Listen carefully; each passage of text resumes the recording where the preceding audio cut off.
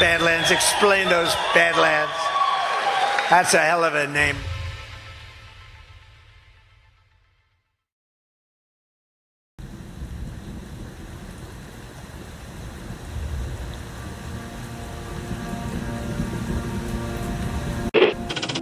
Mr. Vice President, I'm going off script again, I know, but I just want to personally thank you.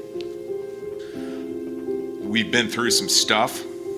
We've gone through some of the most complex military operations this country's ever conducted, and your steady hand and your leadership during those was a great source of strength for me. Thank you for your leadership. Thank you for your character. Thank you for your selfless service. Thank you for commitment. Thank you for being a mentor to me, Mr. Vice President. It's called the swamp.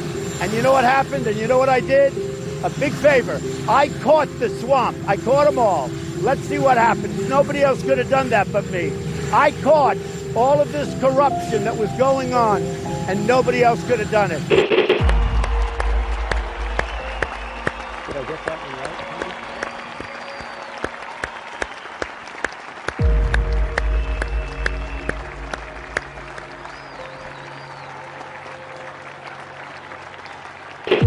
Every 4 years, we gather on these steps to carry out the orderly and peaceful transfer of power.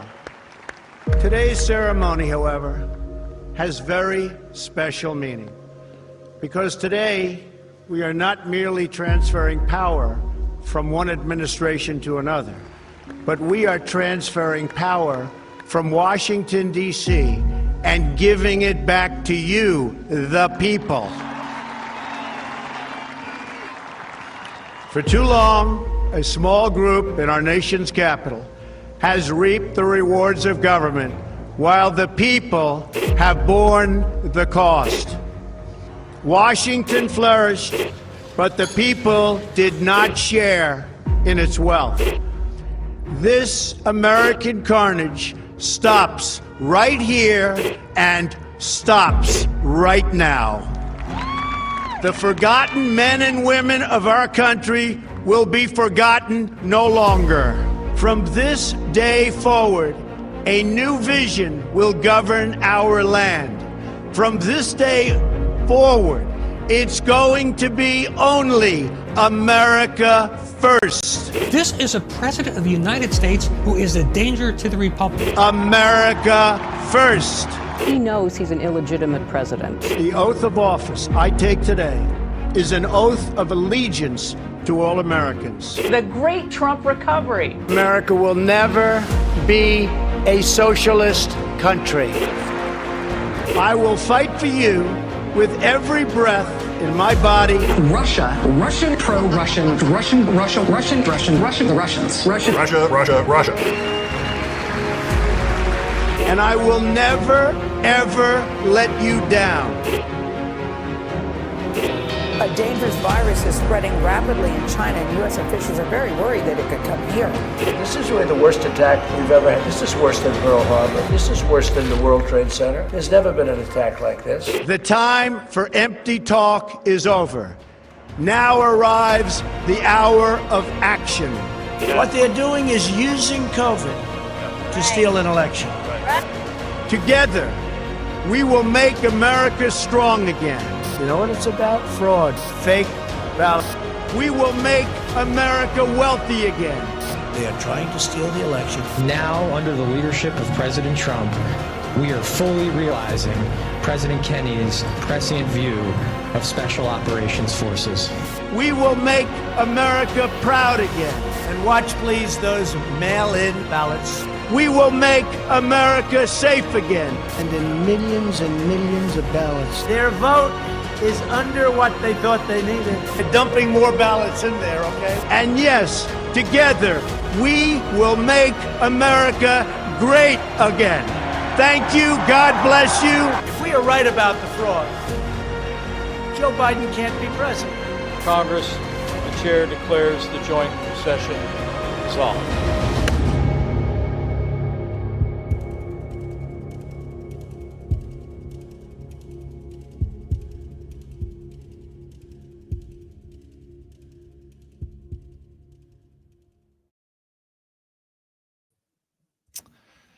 Good evening, everybody, and welcome to the Saturday edition of the Devolution Power Hour.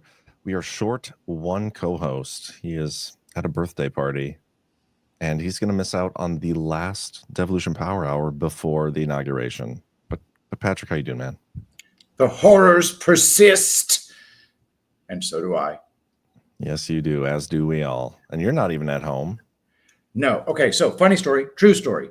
A few months ago, I bought tickets to go see Leonardo Joni, who was coming to Houston. And I went to my wife and I said, hey, there's this comedian. She's like super racist, so I really want to go see her.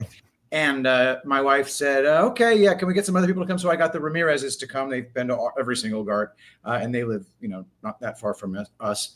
And then we found out my wife was pregnant. And then I computed, hey, January 18th is a Saturday. And then Chris Paul was like, look, I can't make it.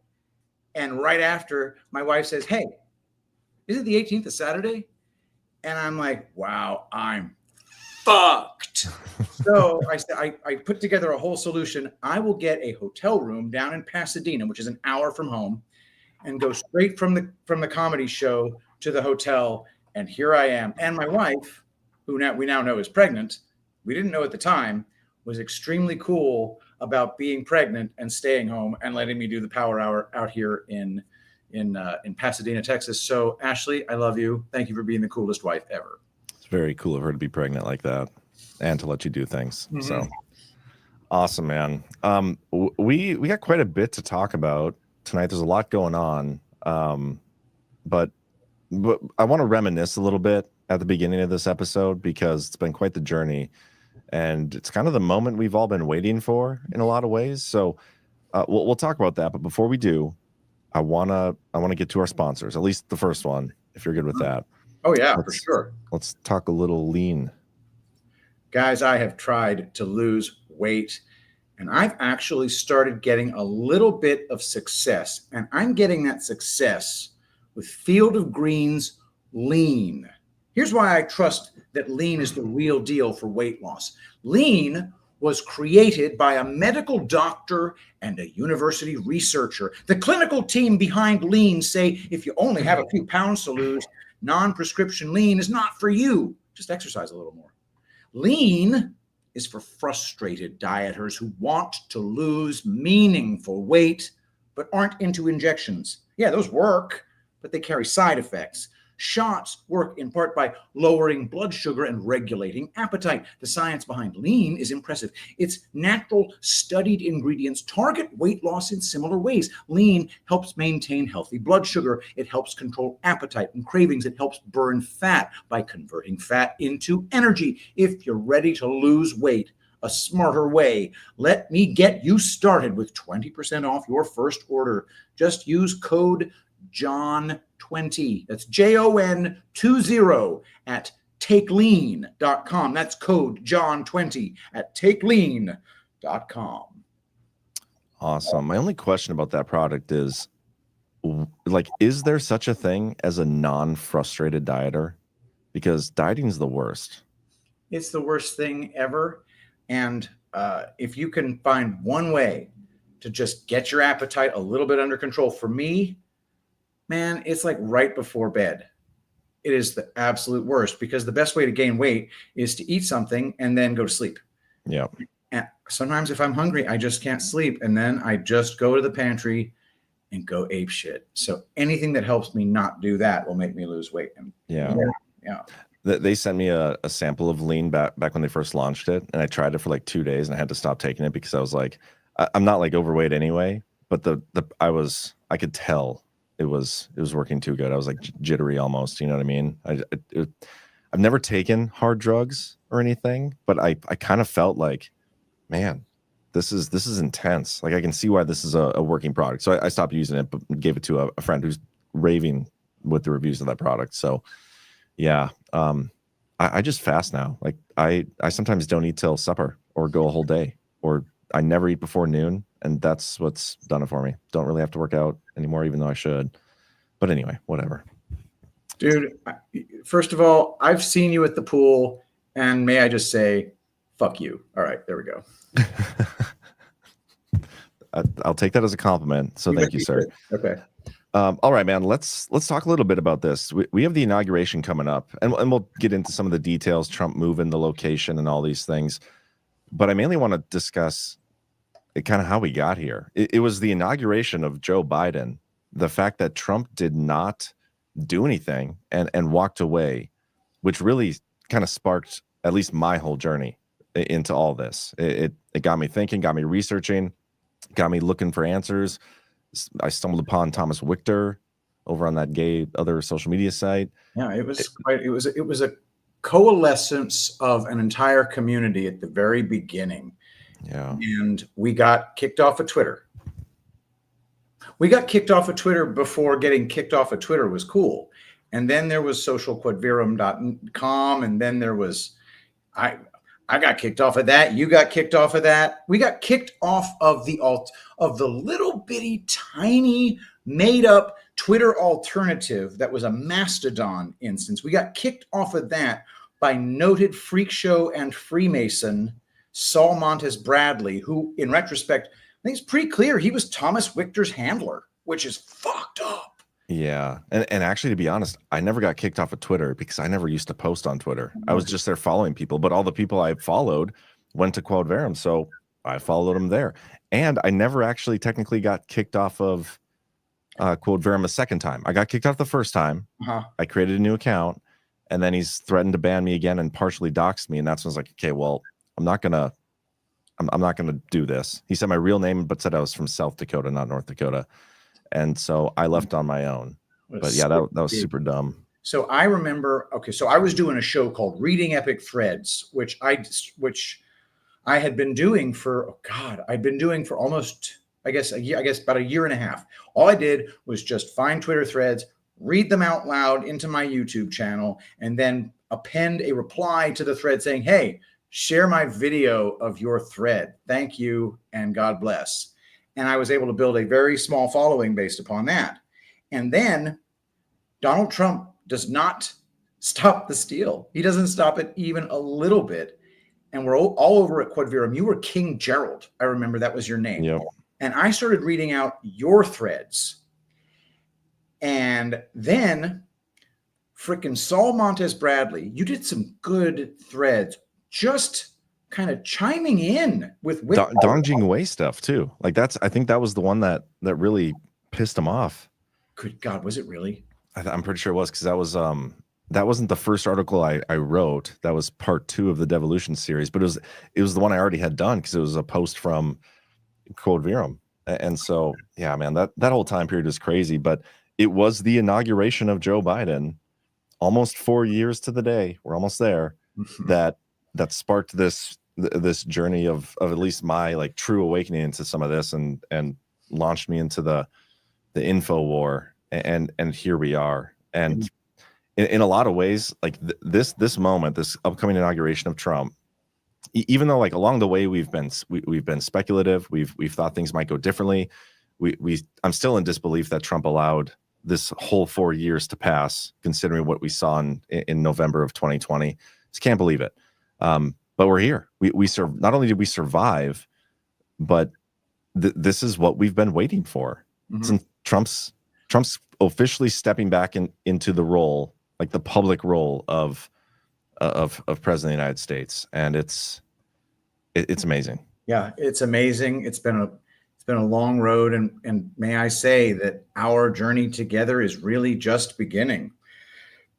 Yeah, you've really figured out a lot of important stuff that gave us probably the world's clearest view of what is going on in this world, not in this country, but in this world right now.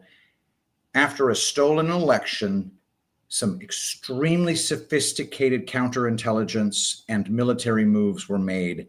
And you saw in the documents, you saw those things, and that created this community. But just because Donald Trump is stepping back into the public spheres of power doesn't mean that war doesn't continue. But I do think the war may be coming to a mopping up phase, which might be fun to watch. Yeah, I think this is it's almost just the beginning, kind of like you said. You said it very well there.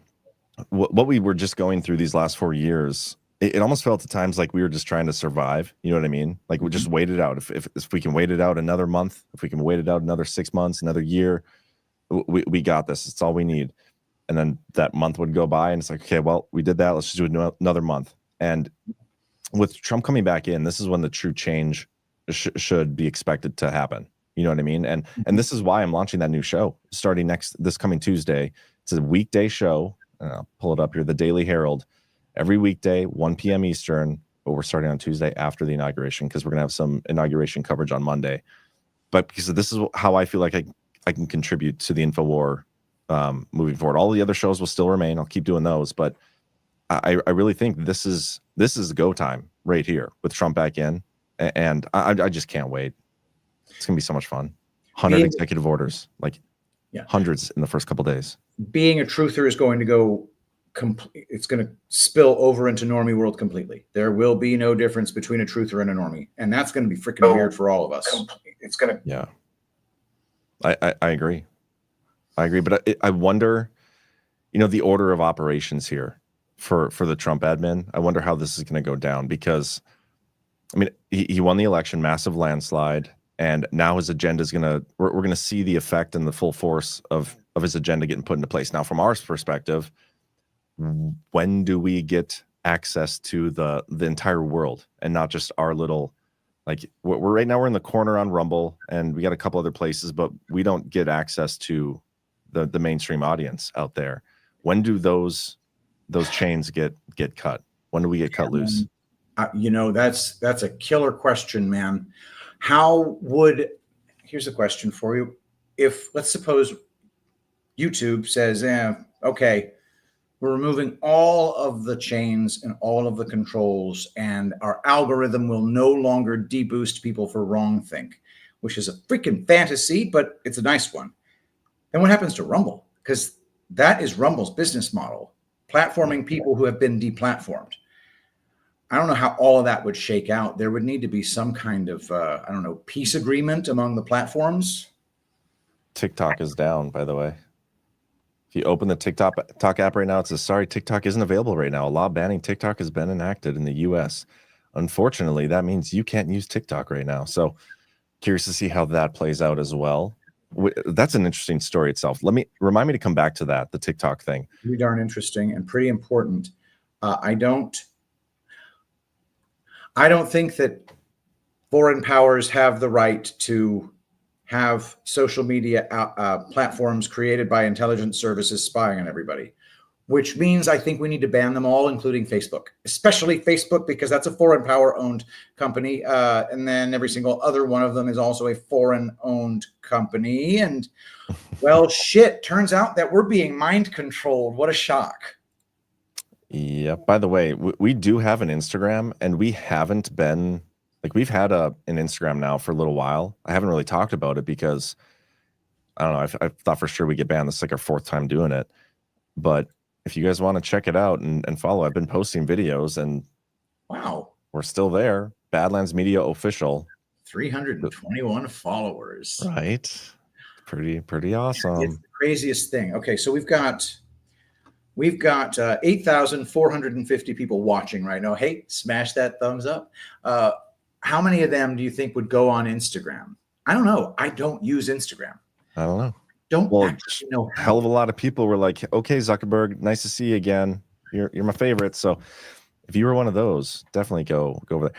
But I don't know. We got to test the waters. At some point, there has to be a convergence of our people and all the normies out there, right? Like we can't just be in our separate worlds like this forever. We got to coexist on some platform somewhere. Instagram seems to be and Facebook and YouTube is normie central. Mm-hmm. We don't get access to that. And so if this stuff holds and they let us actually get our info out there, it could be some exciting times. Mm-hmm. Like this could be the start of some good beginnings. I guess that was a dumb phrase. It's going to be fun. It's going to be interesting. It's going to be fun. There is new technology in this world that may make censorship harder. I don't think it's quite ready to destroy censorship, but distributed ledger technology is, in my opinion, one of the weapons that we can use against the enemy. How many followers did you just say I had? Like 320. So we're already at 358. Just hitting that refresh button. Oh, look at that 380. Look Holy at you shit. guys. Look at you guys. I am shocked as hell. I'm not gonna lie, because I You guys are can't get amazing. followers. I can't get followers on Instagram to save my life. Hey, I'm Cato Censor on Facebook, and my wife is Ashley Christine Censor on Facebook. Follow me. There we go. Look at that. We're going to be at 400 and some by the end of the show. You guys are amazing. But yeah, so let's talk a little about the inauguration. This whole thing has been kind of weird. Trump gets elected, and he immediately starts like filling out his cabinet, which I thought, looking at that, it was a little unprecedented how early he was doing that. Okay, but that's kind of him. He does things his own way. And then January 1st, he comes out and he schedules this rally, this pre-inauguration rally. And I have let me see if I can find the post I did of that.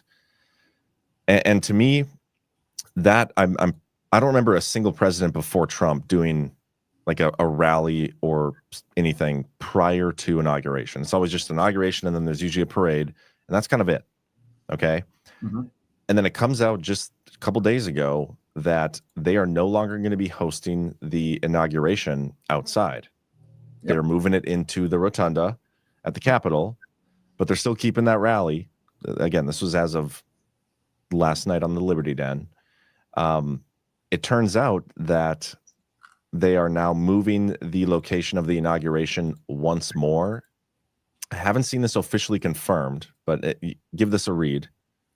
Holy crap. Okay. So Walter Kurt on Twitter, update from DC, being told that Trump will not be sworn in at the Capitol Rotunda, possibly being done at the White House. Now, another update. The inauguration parade has been fully canceled. Even the swearing-in watch party at Capital One Arena appears to be canceled. The only thing still continuing as planned as of right now is the victory rally. Pretty interesting. And so that's the one the night before. So I believe they're doing this for, I mean, clearly it's not weather anymore. You can't tell me it's because of weather, which was the original excuse to move it indoors. But now they're moving it to another location altogether. There's clearly some sort of security threat out there that they are anticipating or monitoring or whatever, that it's concerning enough and it's grave enough that they aren't willing to do it at the rotunda. They got to move it again.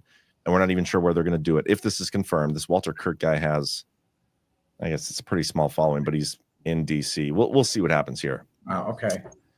But how does he know this? Did he must be in DC. He's an investigative journalist. I don't know. Wow. Okay. But this, like, I believe this. The fact that they scheduled that rally ahead of time on the 19th tells me that they were never intending on having the inauguration outdoors as of at least January 1st. It might have been the plan all along. But as of at least when they scheduled that pre-inauguration rally, they knew that they weren't going to be hosting the actual inauguration outdoors. And now with this other change, if it's true, I mean, this is, I wouldn't even go there. We said this on Wednesday's Power Hour. I would just go back to Mar-a-Lago, do it there, do where you know you're safe. Don't even come to DC. Don't even go into the White House until you have had an opportunity to clear that thing out. I don't trust anybody in the current White House, the Biden administration. It wouldn't take much to cause some damage. You know what I mean? Like, yeah, I do. Yeah. We haven't had our scare event yet. Nope. I think this is it. So everybody, I guess smoke some weed and maybe some benzodiazepines. Don't smoke them. You just take them.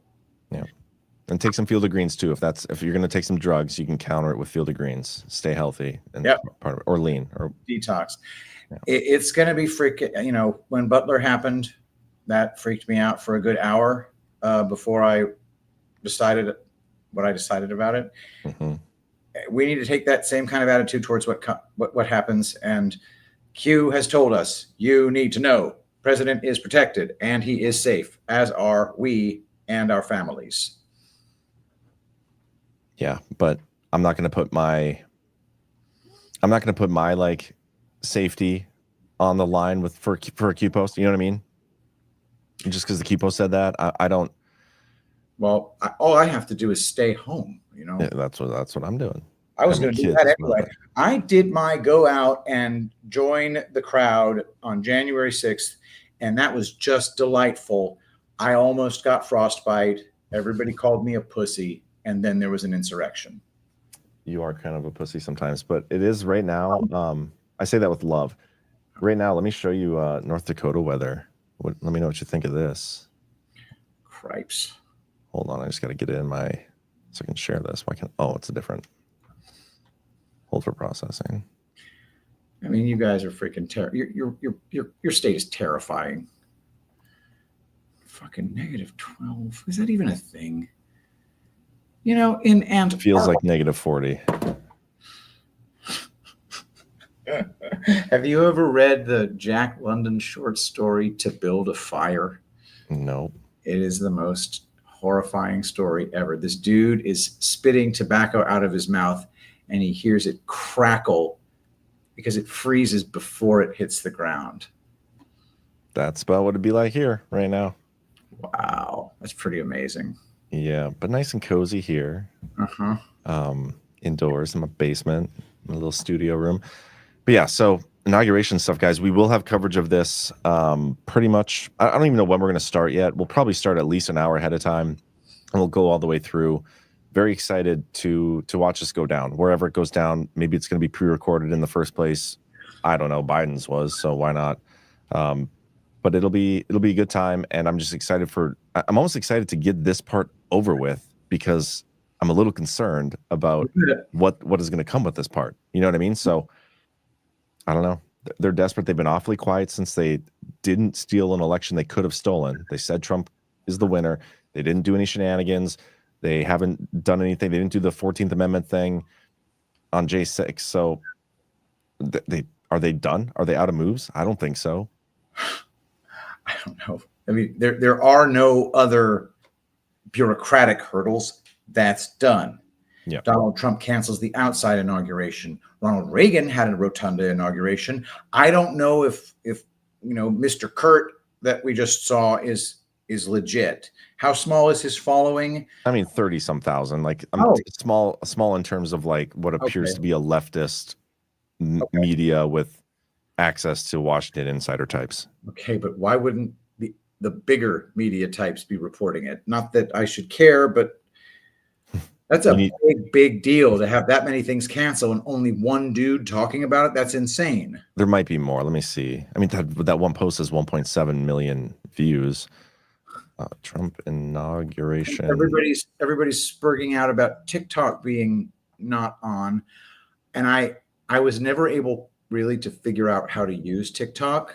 So there's that. I tried to get this Red Notes thing, and I can't figure out how to use that either because it's in Chinese. So I'm not as affected by that. But it is a distraction from something that could be a much bigger deal. Yeah. I don't know. TikTok's down. The Red Note thing is crazy. I mean, I've seen videos of people on military bases just on that app, just sending the layout of our military bases and our ships and technology like directly to China. I mean, the whole thing's stupid. I understand the reason why Trump was originally wanted to have ByteDance divest from TikTok in the first place. He's the one who did those executive orders. And I'm okay with it. I'm cool with it. I can't be on that app anyway, so fuck him. Yeah. But I wonder how Trump's going to approach this because he submitted an amicus brief not long ago in favor of keeping TikTok live. So I think it might go back live on the 20th for all we know until they find somebody to buy it. But for right now, it sure is a nice little laser pointer for us to look at right before what might be the biggest event of the info war. Potentially. Or it could be a nothing burger. Like it could be just a regular old inauguration. Yeah, I would love that. Not kidding. Did you see the video of Trump and the fireworks tonight? No. This was pretty awesome. Oh yeah, you've been at a comedy show. Yeah, it was great, by the way.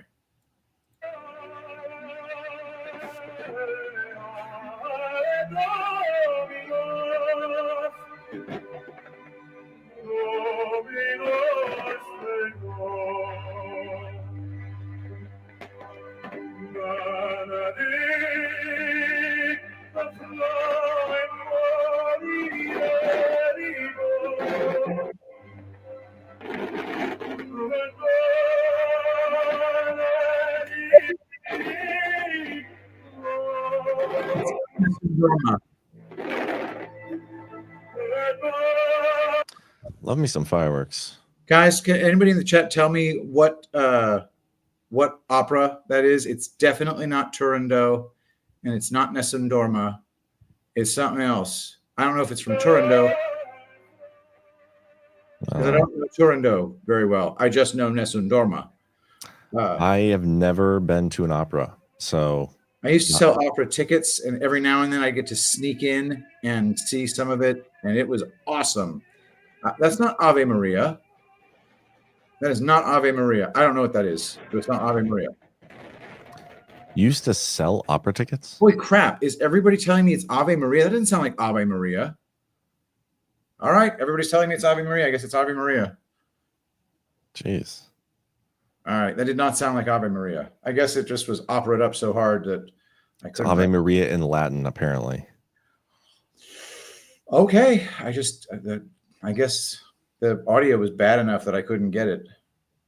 Yeah, but this is a pretty iconic moment picture. Yeah, it reminds me a bit of the end of Ocean's 11. After they succeed in the heist, they all go out and stand in front of fountains, while I believe Claude Debussy's Clair de Lune plays in the background. Does nothing for me. I haven't seen that movie, nor have I heard that song. So, Okay. But I have seen Some of All Fears. The end of that. It's but I think Some of All Fears is Nessun Dorma. Yep. But anyway, this tableau that we're looking at is extremely similar to the tableau at the end of Ocean's 11. It looks very much like it. Kind of interesting how those fireworks all look like stars when they're, just floating there. Yep.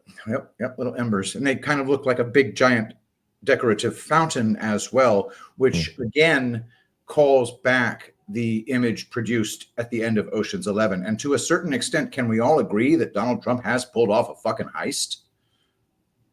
But was he the one who pulled off a heist?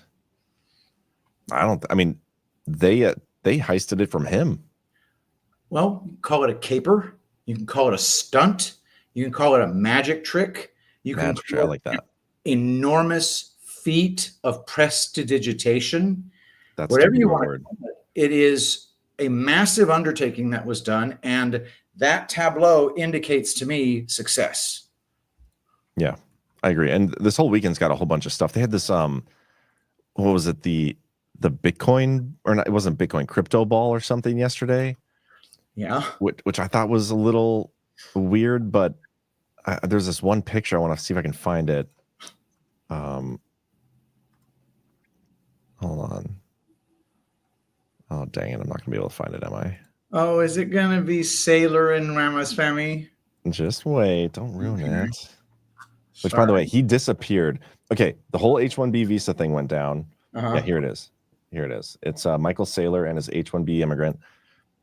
The whole H-1B visa thing went down. Vivek Ramaswamy soiled himself with the stupidest take you could have, especially when you allegedly have the support of all the MAGA movement, right? Just pissed it down his leg, disappears for like 10 days, and then comes back, and Trump's like, yeah, why don't you go be governor of Ohio right now? Like, or wherever. Yeah. You don't have to be part of Doge anymore. Go to Ohio. He'd be an improvement over Mike DeWine. Yeah. Or senator from Ohio. Okay. Or whoever, he'd be replacing JD Vance. But I thought that was kind of funny, the way that went down. He disappeared for 10 days. That's a lot. 10 days of darkness, my friend. No, I'm sure that's not what Q meant. Yeah. No, he clearly meant Vivek. He was talking about that. Vivek is dark. True. A little bit. But yeah, so that's interesting. But yeah, this whole crypto ball, I don't even know who threw it on. Oh, is that Dana White in the background here too? I can't tell. That might or be some lantern-jawed other guy. I don't know. I never thought of Ramaswamy as being all that tall, but I don't know how tall Michael Saylor is either. Yeah. I don't know. Anyway, so but there's all sorts of festivities. We're going to cover as much as we can on Monday this weekend, but yeah, very much looking forward to it. I want to show everybody this video of, did you see, oh, actually, no, let's do this first because I thought this was utter retardation clickbait. You guys know this account, Amuse? I know it's a huge account that Scott Adams recommended that I follow, so I ignore it. Okay, give this a read for me. Okay. Executive orders. After Speaker Johnson's revelation that Biden had no idea he signed the LNG, liquefied natural gas, pause, EO, it should be concerning that he's signed dozens of secret executive orders called PPDs and NSPMs since November 5th. Congress must demand access to these secret orders ASAP. Jesus. Okay, so the reason this is so stupid is we've covered NSPMs pretty in depth throughout the Devolution series. These are national security directives. Okay, they're presidential decisions on national security matters, and each president has their own term for these things. Okay. Yeah. Obama's were PPDs. Mm-hmm. Yep. Trump's were NSPMs. Yep. Biden's are called NSMs. Yep. So in fact, Amuse, let me pull that back up. Biden did not in fact sign any PPDs or NSPMs because those have nothing to do with him. They're not executive orders either. And he's saying that there are some like secret classified, these things aren't necessarily classified. Most of them get listed on that website, and I'll show you that. People out there do get to see them. I think Congress potentially does get access to these. I've never actually looked into that. I should, but I'm going to show you Biden's NSMs here. Because you remember how Trump's are? There's some without dates, there's some without names, but we know they exist. The last one we know of, and it is possible technically that he has issued after this. It is. But the last one listed on the website is from 10/24/24, from before the election. Yeah. I don't know what to say. Who the fuck is Amuse, and why does Amuse have access to this information? He doesn't. That's the thing. I'm showing you guys this is clickbait.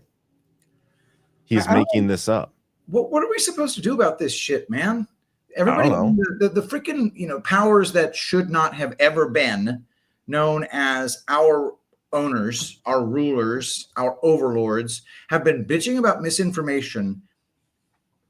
And misinformation can be incredibly harmful when it's everywhere.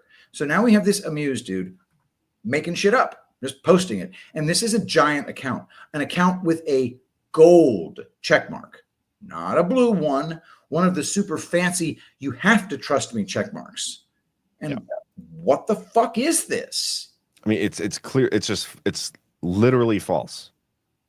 PPDs are Obama's, NSPMs are Trump's. They're not executive orders, and Biden hasn't issued a single one of either of those because he has nothing to do with them. This is just clear clickbait. That's all I was going to respond to him. I was in the process of responding to him, and then our show went live and the intro ended. So I will get to that later. It is definitely annoying as hell. And hang on, before you take it down, how many impressions does this have thus far? Oh, you just posted it. Well, I haven't even refreshed, so let's see. 41,000 before you refresh. 45,000. 46,000 impressions. When did he post this? So I mean, it hasn't even been that long. Okay, 3 hours. So it's not as it isn't exactly going viral, and I'm glad of that. But he titled it "Executive Orders." This douchebag, or this intelligence operative. I don't see this guy. He's to me, he's part of the breaking news brigade. Like everything, he posted when I did that breakdown of the bill, the continuing resolution CR bill, of that one thing they were trying to sneak through. He like clickbait stole it, just like Benny Johnson. He's no better in my opinion. But anyway, he has 514,000 followers. Yep. So is it, he has to have some kind of in somewhere to rack up. He is chosen in some way or another. Maybe. But okay, so what he's talking about here when he says after Speaker Johnson's revelation, I have a clip I'm going to play of Speaker Johnson. Let's take a listen. I do stand by it, and I say this without any personal animus at all. I mean, in some ways, I actually kind of feel sorry for Joe Biden. I mean, he's in the twilight years of his life. He is not, obviously, has not been in charge for some time, and I know this by personal observation, and now the whole world knows it, and it's been very, very. Remember, this guy called himself the wartime Speaker of the House, and he just said that he's clearly not been in charge for a long time. Wouldn't you agree, though? That's a decent Southern accent, by the way. Wouldn't you agree, though, that all of us who have been watching knew that he hasn't been in charge? It's been kind of common knowledge among anybody watching Biden's unedited behavior. And now this guy here, Mike Johnson, who he came out of nowhere. Can we also agree he came out of nowhere? All of a sudden, a completely fractious Republican caucus became unanimous in one round. Yep. We got to get to the bottom of that. Trump support too, but yeah, I totally agree with what you're saying. We all knew this. We've all been saying this. It is interesting to see the people now disclosing this publicly. Like now it's okay. There's 2 days left. We're all just gonna. Yep, he wasn't really the president this entire time. And what does that mean for everything we just went through? What does that mean to the normie? I know what it means to us because we have our own interpretation of what we think is going on. But why didn't he say this the first time he observed it, as he just said? Why didn't he say it? Why didn't anybody these people say it? But why is it now like, okay, we're going to tell everybody he was never in control? But this is a long clip, so let's listen to it. Concerning to me over the last, year and a half since I've had this Can you position. tell us a story when you say personal observation? Well, I mean, this is public now because the Wall Street Journal got it and put it on the front page. But January a year ago, almost exactly a year ago, I had been asked. I became Speaker in October 2023, and there were all sorts of big national security concerns and everything going on. And I started requesting a meeting with the president because, I'm kind of old school. I'm a constitutional law guy. The Speaker of the House should be able to talk to the president, especially in times of great national interest and calamity. But they wouldn't let me meet with him, and his staff kept giving me excuses. This went on for like 8 or 9 weeks. I'm sorry, Mr. Speaker, he doesn't have time. What are you talking about? I'm second in line of the presidency. He has time. I need to talk to him. We had, I can't say the classified parts, but we had some big national concerns at the time that I was losing sleep over.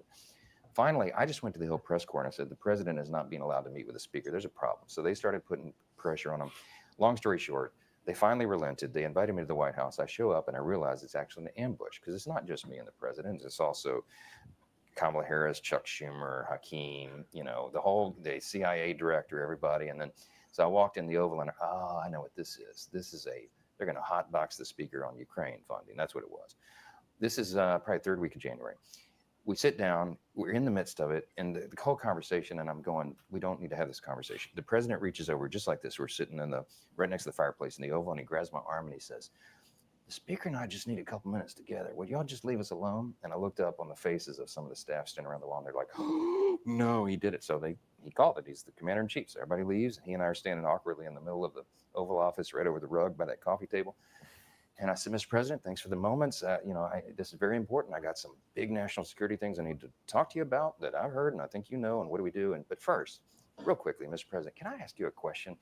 I cannot answer this from my constituents in Louisiana. Sir, why did you pause LNG exports to Europe? Like, I don't understand, liquefied natural gas is in great demand by our allies. Why would you do that? Because you understand, we just talked about Ukraine.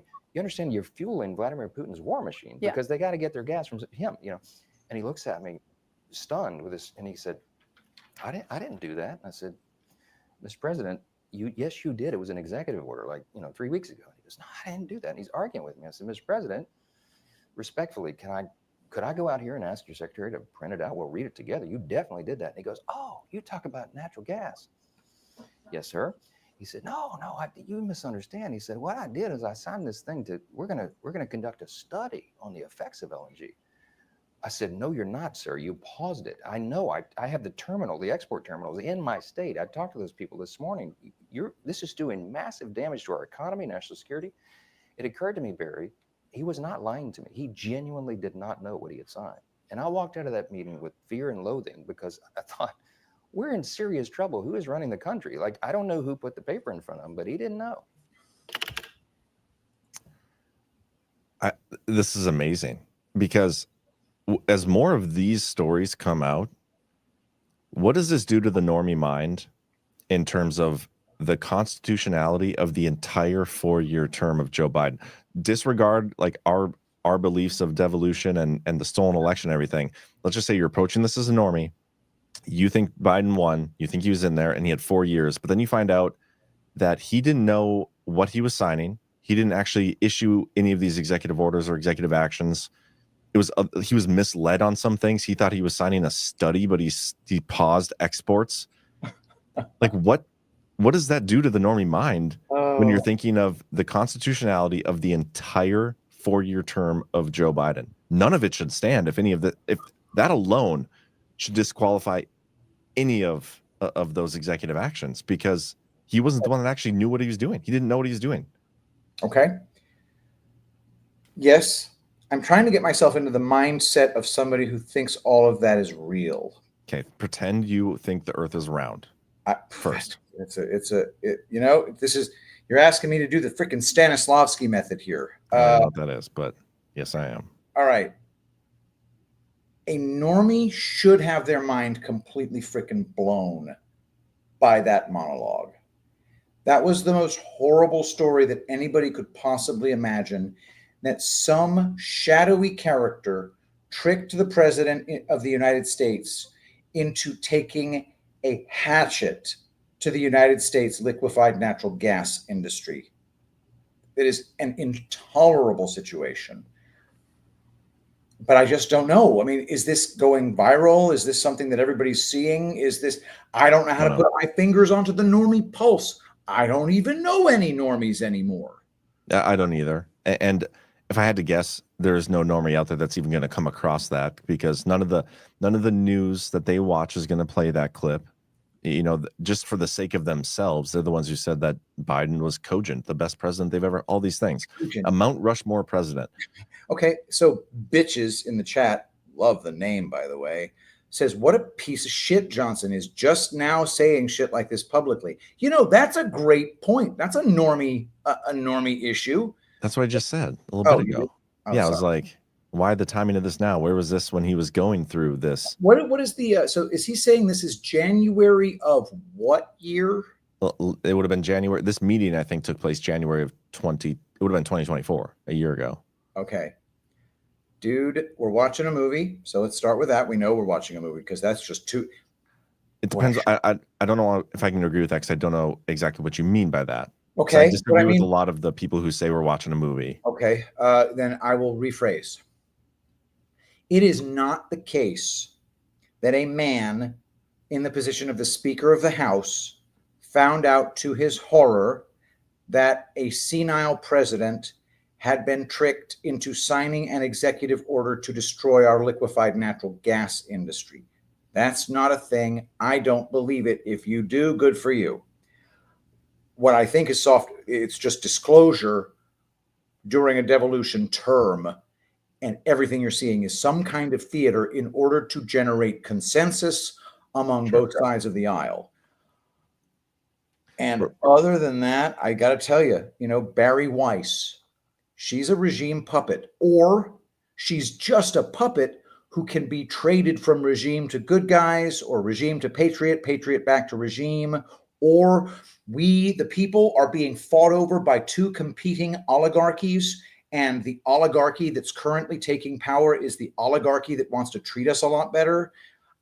I personally gravitate more towards that one, because I don't think we're going to come out of this without some kind of ruling class still in place. I just think it's going to be a ruling class that has its interests more aligned with the common people. And I like that you said that. I have a couple comments on that. So in terms of the ruling class, I think that's up to us to decide. you can only have a ruling class if you allow yourself to be ruled by that ruling class. You know what I mean? And they're the tech bros and their immigrant friends. They want to be that ruling class. Okay, they want them and their H-1B visas to take over and all these things. There are people out there that are in Trump's circle, or Trump's allowing them into their circle. He's taking advantage of them for sure. They want to be part of that MAGA ruling class. It's up to us to allow that or not. And I'm going to work like hell to make sure that doesn't happen. But anyway, that's just part one. In terms of Mike Johnson, that interview, like he said, who's really been running this country, this terrifying situation. Barry asked the question and then he told the story. He wasn't planning to tell that story originally. I don't think he was just going to leave it with the comment of this is what happened. But that story itself is so damning. Like it should nullify everything that Trump shouldn't even have to rescind executive orders. They should all just be nullified because of how that story went down. I mean, in a court of law, like if you have one instance of fraud, let's say you go to your great grandma and have her sign over all of her assets to you. And there's all sorts of times that you do this, but you can prove that you did that at least one time. You're going to jail once you get caught, and that goes through the court system, and all the money's going back. You know what I mean? Yeah. Like, so why would it be any different with something like this? But yeah, I do agree with you in terms of the movie we're watching is more like timed narrative releases, controlled narrative releases. I don't think we're watching actual like people being controlled to do certain things. I think narratives get put out there when needed to, and a lot of narratives just get taken advantage of when we're at their most vulnerable moment. I don't know, but yeah, it's interesting this time, and I'm curious to see if this gets capitalized on, because it should this moment. Well, we need to see the viewage of that clip.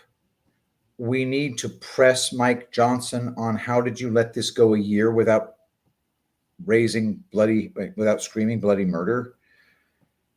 If we want to do that from the central narrative, we got to treat it like it's real, which means there's an enormous criminal cabal who foisted a mental and physical cripple upon us and ran the country from the sideline, from the shadows in ways that were obviously inimical to the interests of the American people. Yeah. I don't know. It's going to be, this is going to be a fun one to watch play out. If I was like the FBI or any of these people, that's what I would investigate is, did Biden actually know anything he was doing? Because that's a great exposure op of Biden not actually being in control. And the best part about it is this is the same Biden that ran in 2020. He hasn't gotten that much worse. He's definitely gotten worse since 2020, that election, but it hasn't gotten that much worse. It was obvious he had no idea what the hell he was doing back during that entire election cycle. And ever since he won, the flubs he's just gotten 4 years older. Same guy, same mistakes, same everything. He hasn't known shit since then. That's why when I watched that calamitous debate that he had with Trump, you remember, I came out and I said, so what? They're just going to say he was great.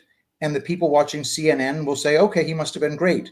And then I think Zach said, I don't think they're going to do that. And I said, you just watch, Zach. And Zach was right. Yeah. They turned on him all at once. We got this comment. Why hasn't anyone said that's not Biden? I don't know what Patrick thinks. I personally, actually, I do know what you think, Patrick, but I personally do not believe that this is an actor wearing a mask or anything. I do believe this is the same Joe Biden we've had, the same Joe Biden who's had multiple brain surgeries, clearly multiple facelifts as well. And this is the result of that. You put somebody on anesthesia that many times, it's going to make them worse mentally. And I know that from experience. My grandma, same effect. Yeah. Okay. But I know you disagree. It's okay. Everybody's got their own belief systems. Yeah.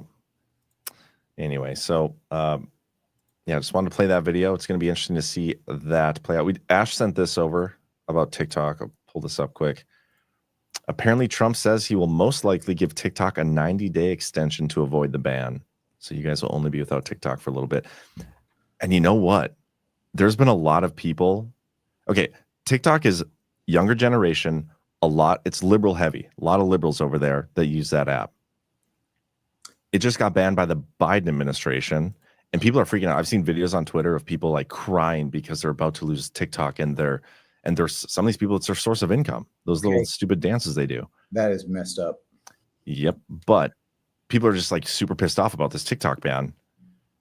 Biden did it, and now Trump's coming in, and Trump's going to be the one that extends it and eventually probably gets it to stay. That's going to change the minds of those people. Wow. You know, man, I'd forgotten about the whole monetization aspect of this. Oh, they make so much money. Ian Carroll, his TikTok videos are truth or catnip. Which makes me wonder why he's allowed to. Yeah, so be there. Let's make sure that this audience, we reiterate it to this audience. We really made an effort to do TikTok.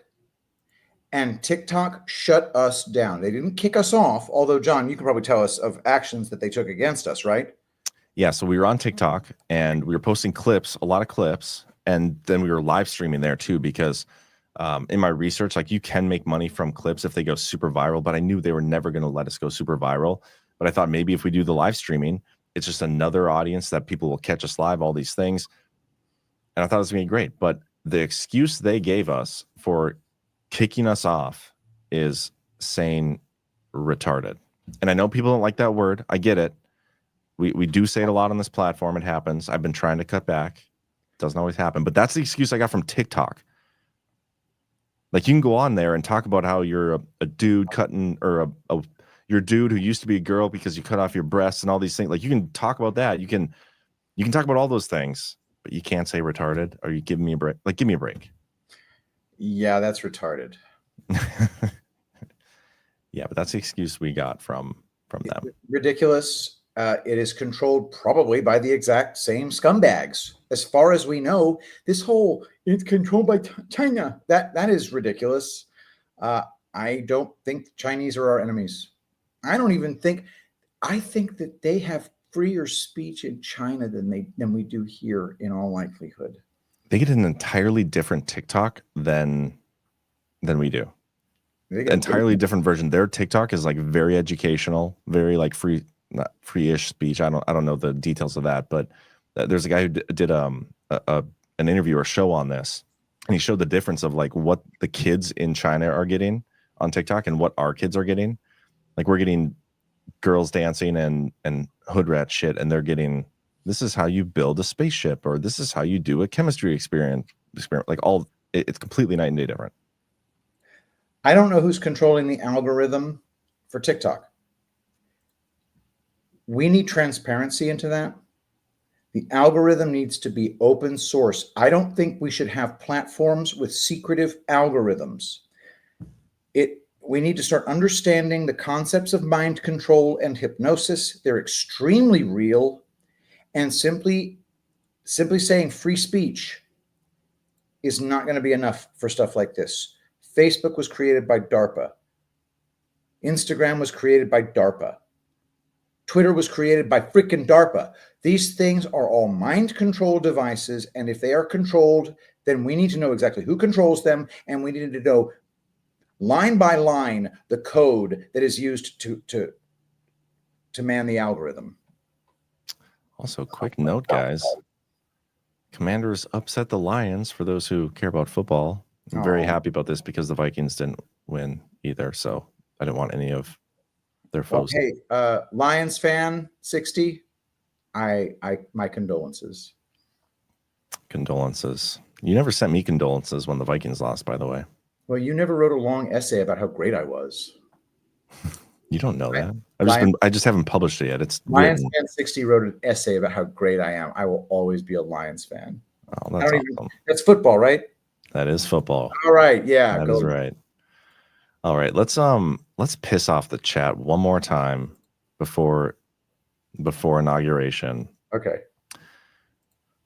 Mike Pence is said to be planning to attend Trump's inauguration. Again, this is a reminiscing episode. That's why we're talking about Pence real quick. He's going to be there at the inauguration. Very interesting, kind of. Not, I mean, maybe not. I think former presidents and VPs all get invited, but he's going to be there. Good. I feel like Trump could be like, no, don't come. But I'm going to stand by it. I was wrong about Mike Pence being VP, although Chris would make the argument that this whole thing is fake anyway. The election is fake. He was the most recent vice president of a legitimate administration, right? But I will say this. Every argument I see, and I stand by it still, I haven't seen a single argument against Mike Pence that is legitimate. Everyone, there's a logical explanation for like the whole RFK thing. Did you see that one recently? No. What happened with RFK? Oh, everybody went nuts last week because Pence's group, the Freedom Group, came out and said that they're against RFK Jr.'s nomination, and clickbait all over Twitter. Everybody's freaking out over it because the way it was framed is that Mike Pence just is trying to sabotage Trump. The real reason, if you actually read into it, is they are against any candidate or for Secretary of Health and Human Services that is pro-abortion. That was it. That was the reason. It wasn't just an RFK thing. It's we don't want anybody at the leadership of that position that is pro-abortion.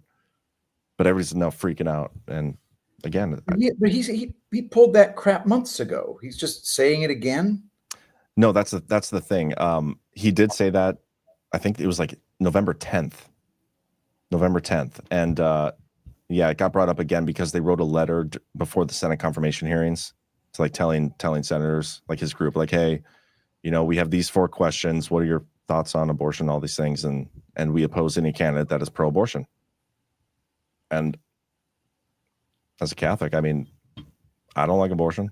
So, as the Secretary of Health and Human Services in a United States of America where Roe v. Wade has been overturned, I'm not sure where he intersects with abortion policy anymore.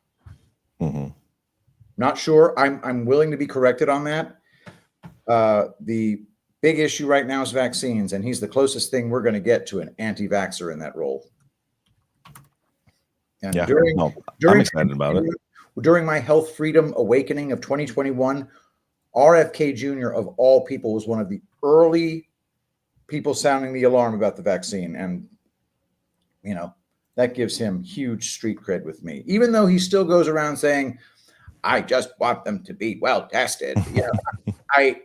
I still appreciate vaccine skepticism in any form because you got a baby step through it. That we still have probably giant majorities of people saying, well, there's still some good vaccines. No, there aren't. They're all poison. Yeah. Best case scenario is they're saline.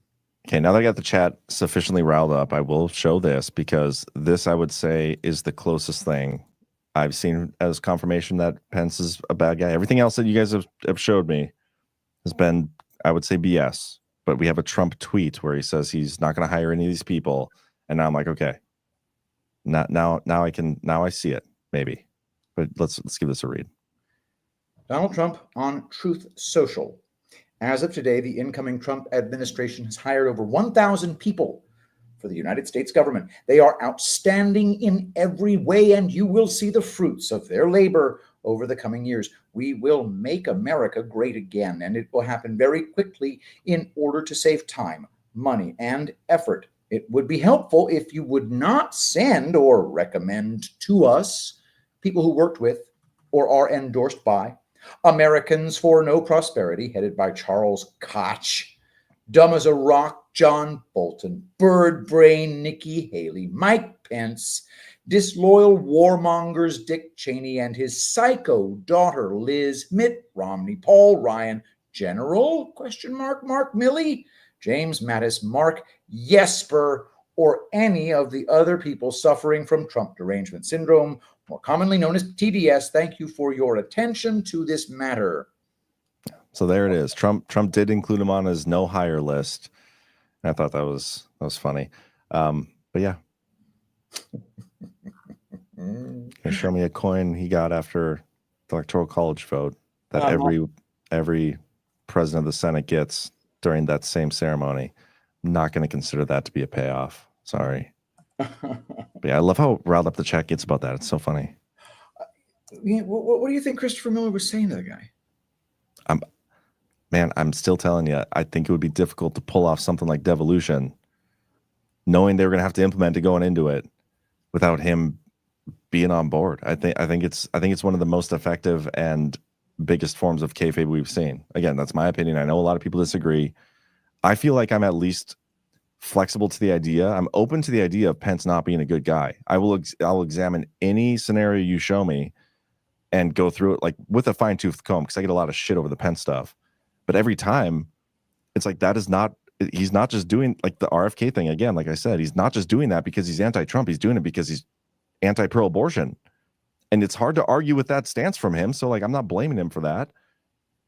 So I'm open-minded to it, but you got to show me some actual evidence. I haven't seen any actual evidence. And this is the closest piece of evidence we've gotten. And it's a Trump truth. And it's clearly just talking shit about a whole list of people. So I don't know, it's hard.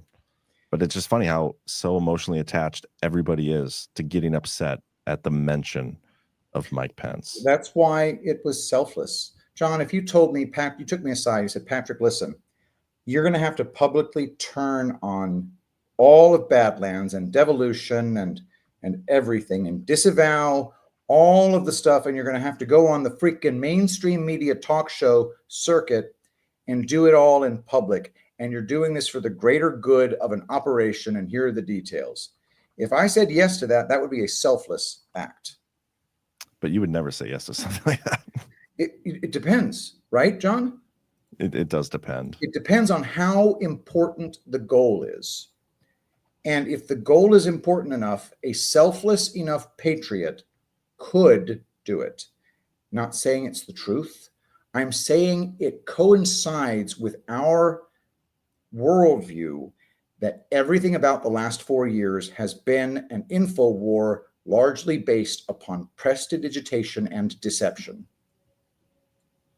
Yeah.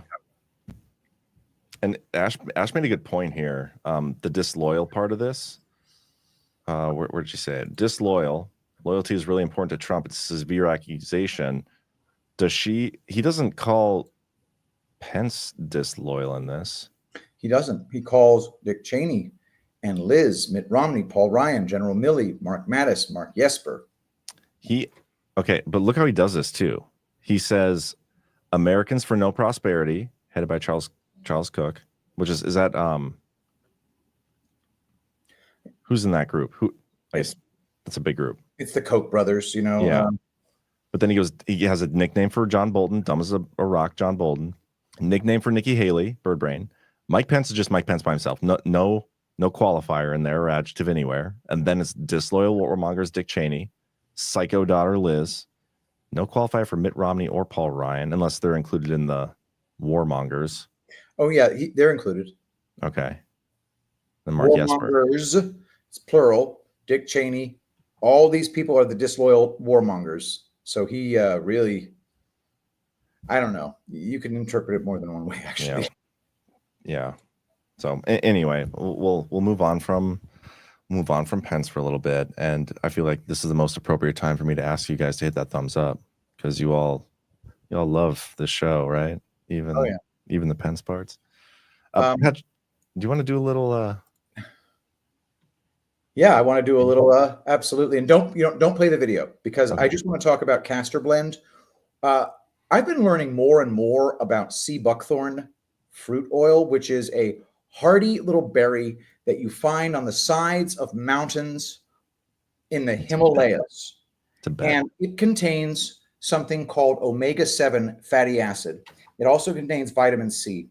The omega-7 fatty acid, also known as palmitoleic acid, is one of the rarest fatty acids in all of nature, and it is directly located in your skin.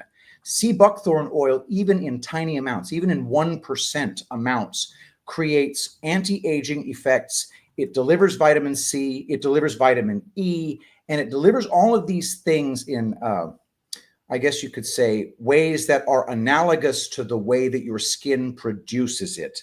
So the Castor Blend, which is largely castor oil, refined, beautiful, organic castor oil with argan, apricot kernel, etc., plenty of other good ones. But the sea buckthorn oil is really rare.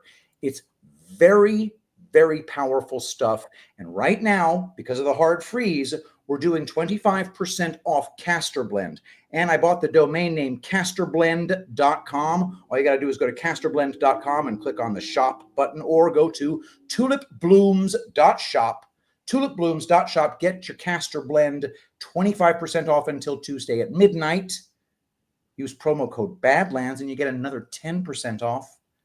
And that 10% plus 25%, now you're 35% off. And when you use that promo code, 25% of that whole sale, whatever's left over, goes directly into an account that pays Badlanders salaries. Treat your skin like it deserves. Get your sea buckthorn oil and your Castor Blend. Tulipblooms.shop, promo code Badlands. I just love sea buckthorn. I love how it just rolls off the tongue. Yeah, it is rare as fuck, dude. And also, in its pure form, it is bright Trump orange. Really? Yes, like stain your clothes orange. Now at 1%, you don't see it. It changes the color of the stuff. Like, Castor Blend is a beautiful, gorgeous golden orange color, but at 1% concentration, it doesn't stain anything. Learn something every day. I wanted to. Chris said he was potentially going to come on. I don't think he is now. So I think we should do the 28th Amendment thing. Awesome. Also, I have another story that may be interesting. This Trump coin that came out and just took everybody by surprise. He didn't tell anybody about it. Oh, yeah. What is that? The Trump crypto.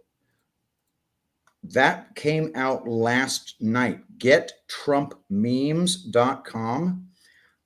And it's the Trump crypto on the Solana blockchain. It's like legit? Well, what's the meme coin thing? It's a meme coin. Legit is it's 1 billion pre-mined tokens that are there. There is no mining. It is just the coins are right there. They all exist. They are distributed in a certain way. Does it have a super duper awesome crypto use case? I don't know. I didn't read the white paper. But it is a hell of a great way to donate money to Trump. And it has gone up something like fucking, dude, it's gone up like 12,000%. The Trump has pocketed $500 million in 24 hours. Jeez. I tried to buy it. What's it worth right now? Like, how much is it worth? And it's a damn fine question. I really should have had this pulled up. It's in my MoonPay app, which I wasn't a Moonshot app. Let's see, Trump. Okay, so it's at $35.24. It is essentially up 20,000% since yesterday. I tried to buy it, but the network was so friggin' congested that it just kept timing out when I tried to link up my PayPal account. So I just said, fuck it, whatever. It's already at $4. How much higher could it go? Ha, ha, ha. And now it's at $35. How many tokens are there? 1 billion. 1 billion.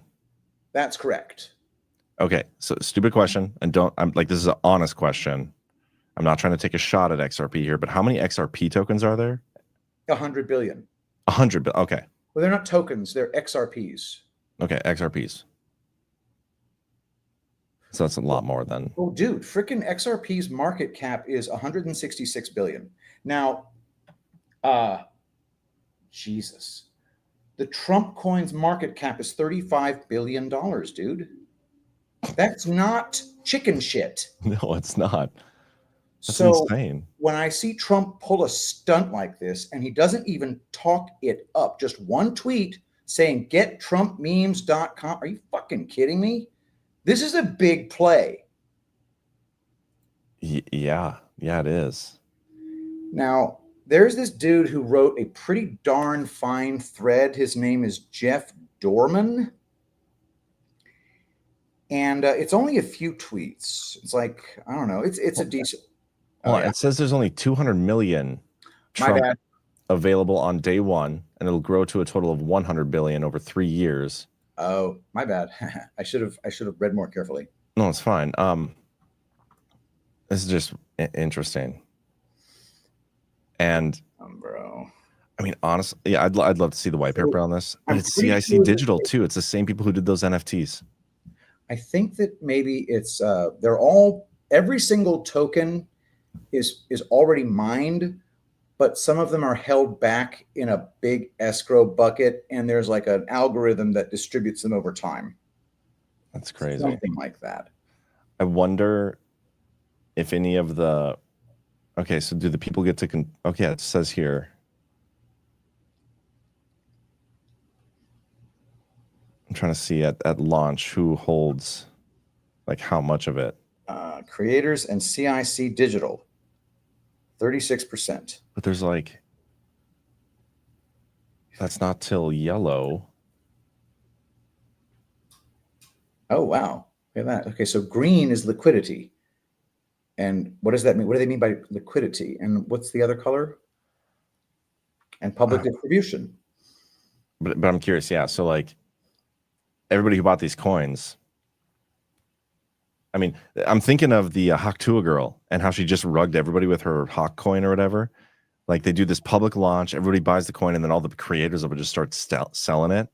I haven't read the paper. I don't know what the rules are. XRP people can't do that. So it's literally built into the XRP system that Ripple can't do that. The same could be going on here. I just don't know. I haven't looked into it. It just came out. I couldn't buy it. I said, okay, I'll get the next one. I'll fund my moonshot account when the network calms down a little bit. But right now it's not super calm. Okay, but look at this. Okay, so colors purple here, purple to light green, purple to light green. That is all the creators and the CIC Digital. The only stuff that gets publicly distributed is this. Yeah, dude. So these people are gonna rake it in. I think I don't know how many of these creators there are. But yeah, raking in is taking place in large quantities, and Trump didn't tout it. He did one fucking tweet, dude. This is the most powerful human being the world has ever known. Oh my God. And guys, like everybody in the chat, like if you could do a coin like this, and I would do it. If I could have success selling a coin like this, I wouldn't rug anybody, but I mean, holy shit, this is insane. Like this is all centralization. What do you mean? Well, look at all these people that hold it. Oh, like sure. The owners. Yeah. You mean this right here? Yeah. I don't know. I don't know how much so the people who hold it at the beginning, their ability to spend those coins determines how centralized it is. If they can just spend those coins, I wouldn't go anywhere near this other than wanting to give Trump money. Well, it says here the initial 36% they own is locked for 3 months. Okay. And then it gets again, we don't have to get stuck on this, but this is crazy. I didn't realize they had launched a there are very good distribution methods for currencies to keep them from being deflationary. But if you're just doing it to get rich, good for you and all that. But I don't see it as useful for a medium of exchange. Yeah, but again, this is the same group, CIC Digital, that launched his meme coins or his NFTs, the 2 rounds of NFTs that he did. Trump alone made like 5 million off of those. That was in his financial disclosures, which is amazing. So this is going to make a lot more. But first of all, I'm upset that I missed out on this because I definitely would have bought some had I been paying attention today, but I wasn't at my kids. It was actually kind of jumping through hoops to buy it.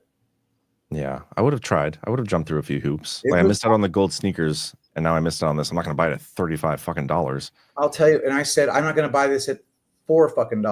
So that was funny. But I could have bought some, but I chickened out at the last second because it wanted me to do an API with my Coinbase account, and I just decided I'm not doing that. I just fuck it. I don't care who it is. I'm not doing that. Yeah. So I hate myself for missing out. That's my fault. What I do love is Trump's embracing of crypto, even though I would consider this a shit coin, a meme coin. He's embracing it. And I think that's a good sign for the future of our financial system. I would love to read this epic thread. It's not that long. It might take 5 minutes to read, and it's pretty darn good. Yeah. Okay. Go ahead.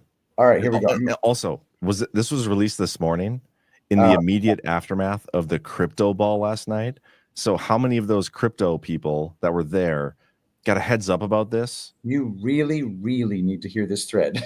Okay, let's hear this thread. So let me just share your screen. You asked that at just the right time. Oh, dang it. I don't think I can share my screen when I'm on my... Hang on. Send it to me. I'll share it. Thanks, bro. So dumb. I can't even Oh, thank goodness. Whenever I'm on my laptop screen, I can't see all the buttons in StreamYard. Okay, I'm putting it in the private chat. There we go.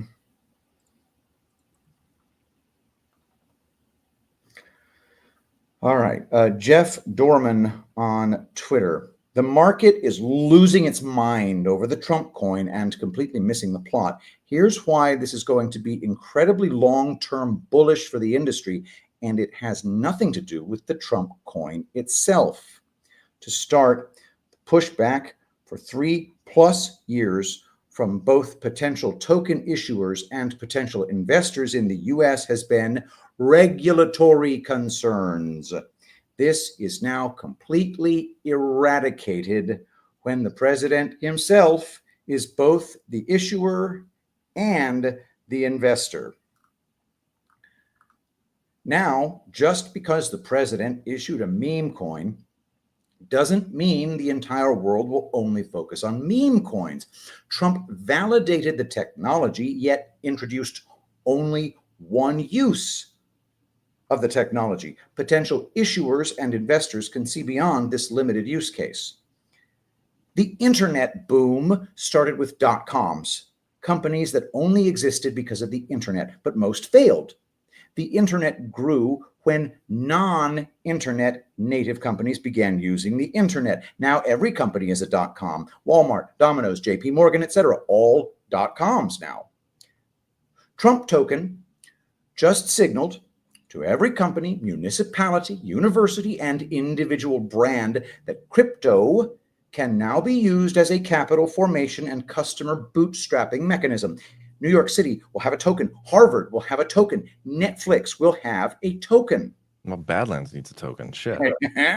We now have officially left the .crypto phase of blockchain. All of the existing use cases of crypto are from crypto native companies, but going forward, the whole world will now come up with creative ways to use tokens. And once that happens, many of the current useless tokens and projects will die, but the biggest and best will thrive with millions of new investors, issuers, and users. If you're an investment banker, you have to start pitching token ideas to clients.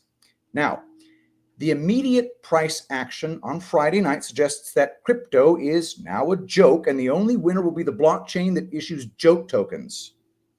But that's short-sighted and a circumstance of weekend illiquidity more than anything. And those calling this the top of the cycle have lost their damn minds. PTSD is real, and you have all been so damaged by 2022 that you can't even fathom what is about to come in a crypto-friendly environment. So in conclusion, while I don't care much for meme coins or the Trump token myself, I do care a lot about future use cases of blockchain, and the president of the fucking USA just greenlit all future possibilities. And by the way, he did it without telling any of the people at that crypto ball anything about it. They were all left completely out of the loop. Do you know that for a fact? I read it somewhere, and no, I don't know I know very little for a fact. Okay.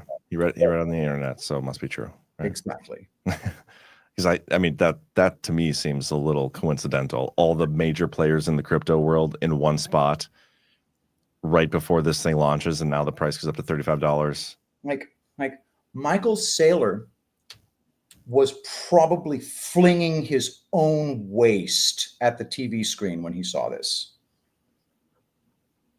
In a sexual manner? Like no, in a chimpanzee kind of manner, because he's so angry that it's not Bitcoin. Throwing his waist as in like not his just waist, but like his feces. His feces, yes. Okay. Because he is a maximalist chimp. Okay. So I didn't know it. I was envisioning Michael Saylor like hip thrusting at the TV, but now I understand he's throwing. I need to just say poop from now on. Poop. That way, that joke will hit harder. Yeah, but the way he was talking about the .com bubble there, I love that because G Money, and just ignore your preconceived hatred of G Money. Those in the chat for a second, not you. I'm talking about the chat. The chat. Gotcha. Just ignore that and listen to what his guest had to say from the other night, because I'd never seen this person before, Michelle Weekly. Listen to this interview after Sit Rep Alpha was on, hearing the story. I just continued to listen to Badlands, and she was super based, and she talked about Bitcoin being the internet and the .com bubbles are the shit coins, and I loved what she says here. So take a listen. People think that money is going to solve their problems. They don't realize that the money is the problem. So they think if they can make some arbitrary number that's in their head, that they will solve all the problems in their life. And, I hope for more and more of them to understand that that is not the case. But I don't get as mad as a lot of the Bitcoiners do, because I understand like people shitcoin and they go through this arc. Like, you have to start somewhere, right? Yeah. And so I like to tell people Bitcoin is the internet, and all of that other shit is just websites. So you are betting on websites, right? And maybe you pick Amazon.com and you make some money, but you're probably going to pick some website that was part of the .com bubble and disappeared and no longer exists. And if you want to gamble on all of that, that's fine, but you're gambling. Right. If you want to do something meaningful, understand Bitcoin and get involved there.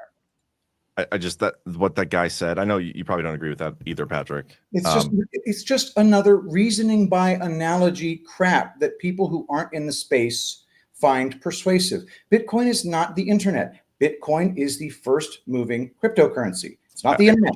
I get that, but the reason I played it is because of what Jeff Dorman said in his thread about the blockchain and the use cases, and people are going to have to start pitching tokens now, and not all of them are going to succeed, but like, this is the move. And that's why I thought that was kind of fitting. But we don't need to turn this into Rug Pull Radio 2.0. And I wouldn't want to do anything like that. And have the crypto discussion. We've had enough crypto discussion. Let's do the 28th Amendment debate or whatever, that whole thing. We talked about this a lot on Liberty Den last night, but the Biden administration came out and not even the Biden administration, this video, I'm going to play this video for those who didn't watch Liberty Den last night. Check out what Biden did. Today, I affirm the Equal Rights Amendment to have cleared all the necessary hurdles to be added to the U.S. Constitution now.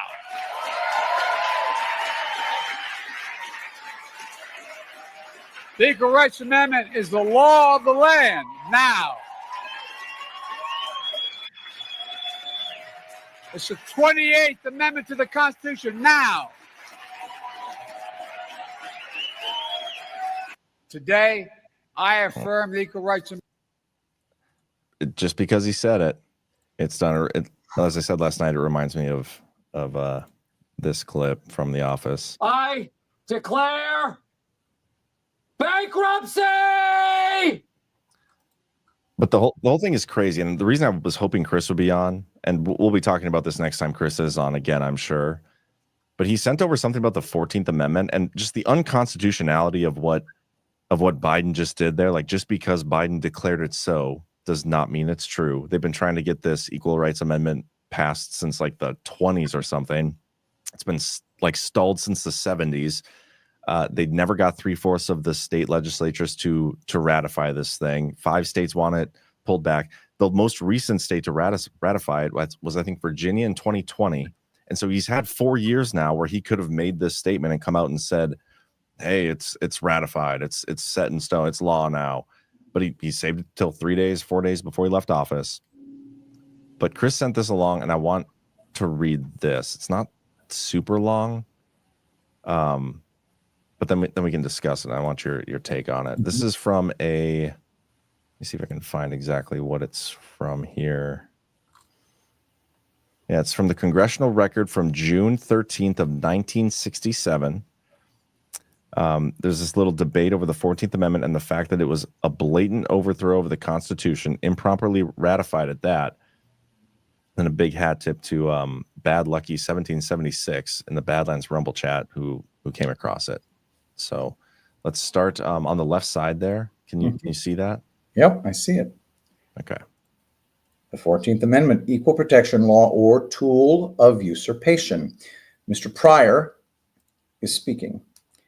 Mr. Speaker, I ask unanimous consent that the gentleman from Louisiana, Mr. Rarick, may extend his remarks at this point in the record and include extraneous matter. The Speaker pro tempore, is there objection to the request of this gentleman from Arkansas? There was no objection. Mr. Rarick rises to speak. Mr. Speaker, arrogantly ignoring clear-cut expressions in the Constitution of the United States, the declared intent of its drafters notwithstanding, our unelected federal judges read out prohibitions of the Constitution of the United States by adopting the fuzzy haze of the 14th Amendment to legislate their personal ideas, prejudices, theories, guilt complexes, aims, and whims. Through the cooperation of intellectual educators, we have subjected ourselves to accept destructive use and meaning of words and phrases. We blindly accept new meanings and changed values to alter our traditional thoughts. We have tolerantly permitted the habitual misuse of words to serve as a vehicle to abandon our foundations and goals. Thus, the present use and expansion of the 14th Amendment is a sham, serving as a crutch and hoodwink to precipitate a quasi-legal approach for overthrow of the tender balances and protections of limitation found in the Constitution. But interestingly enough, the 14th Amendment, whether ratified or not, was but the expression of emotional outpouring of public sentiment following the war between the states. Its obvious purpose and intent was but to free human beings from ownership as a chattel by other humans. Its aim was no more than to free the slaves. As our politically appointed federal judiciary proceeds down their chosen, scroll up,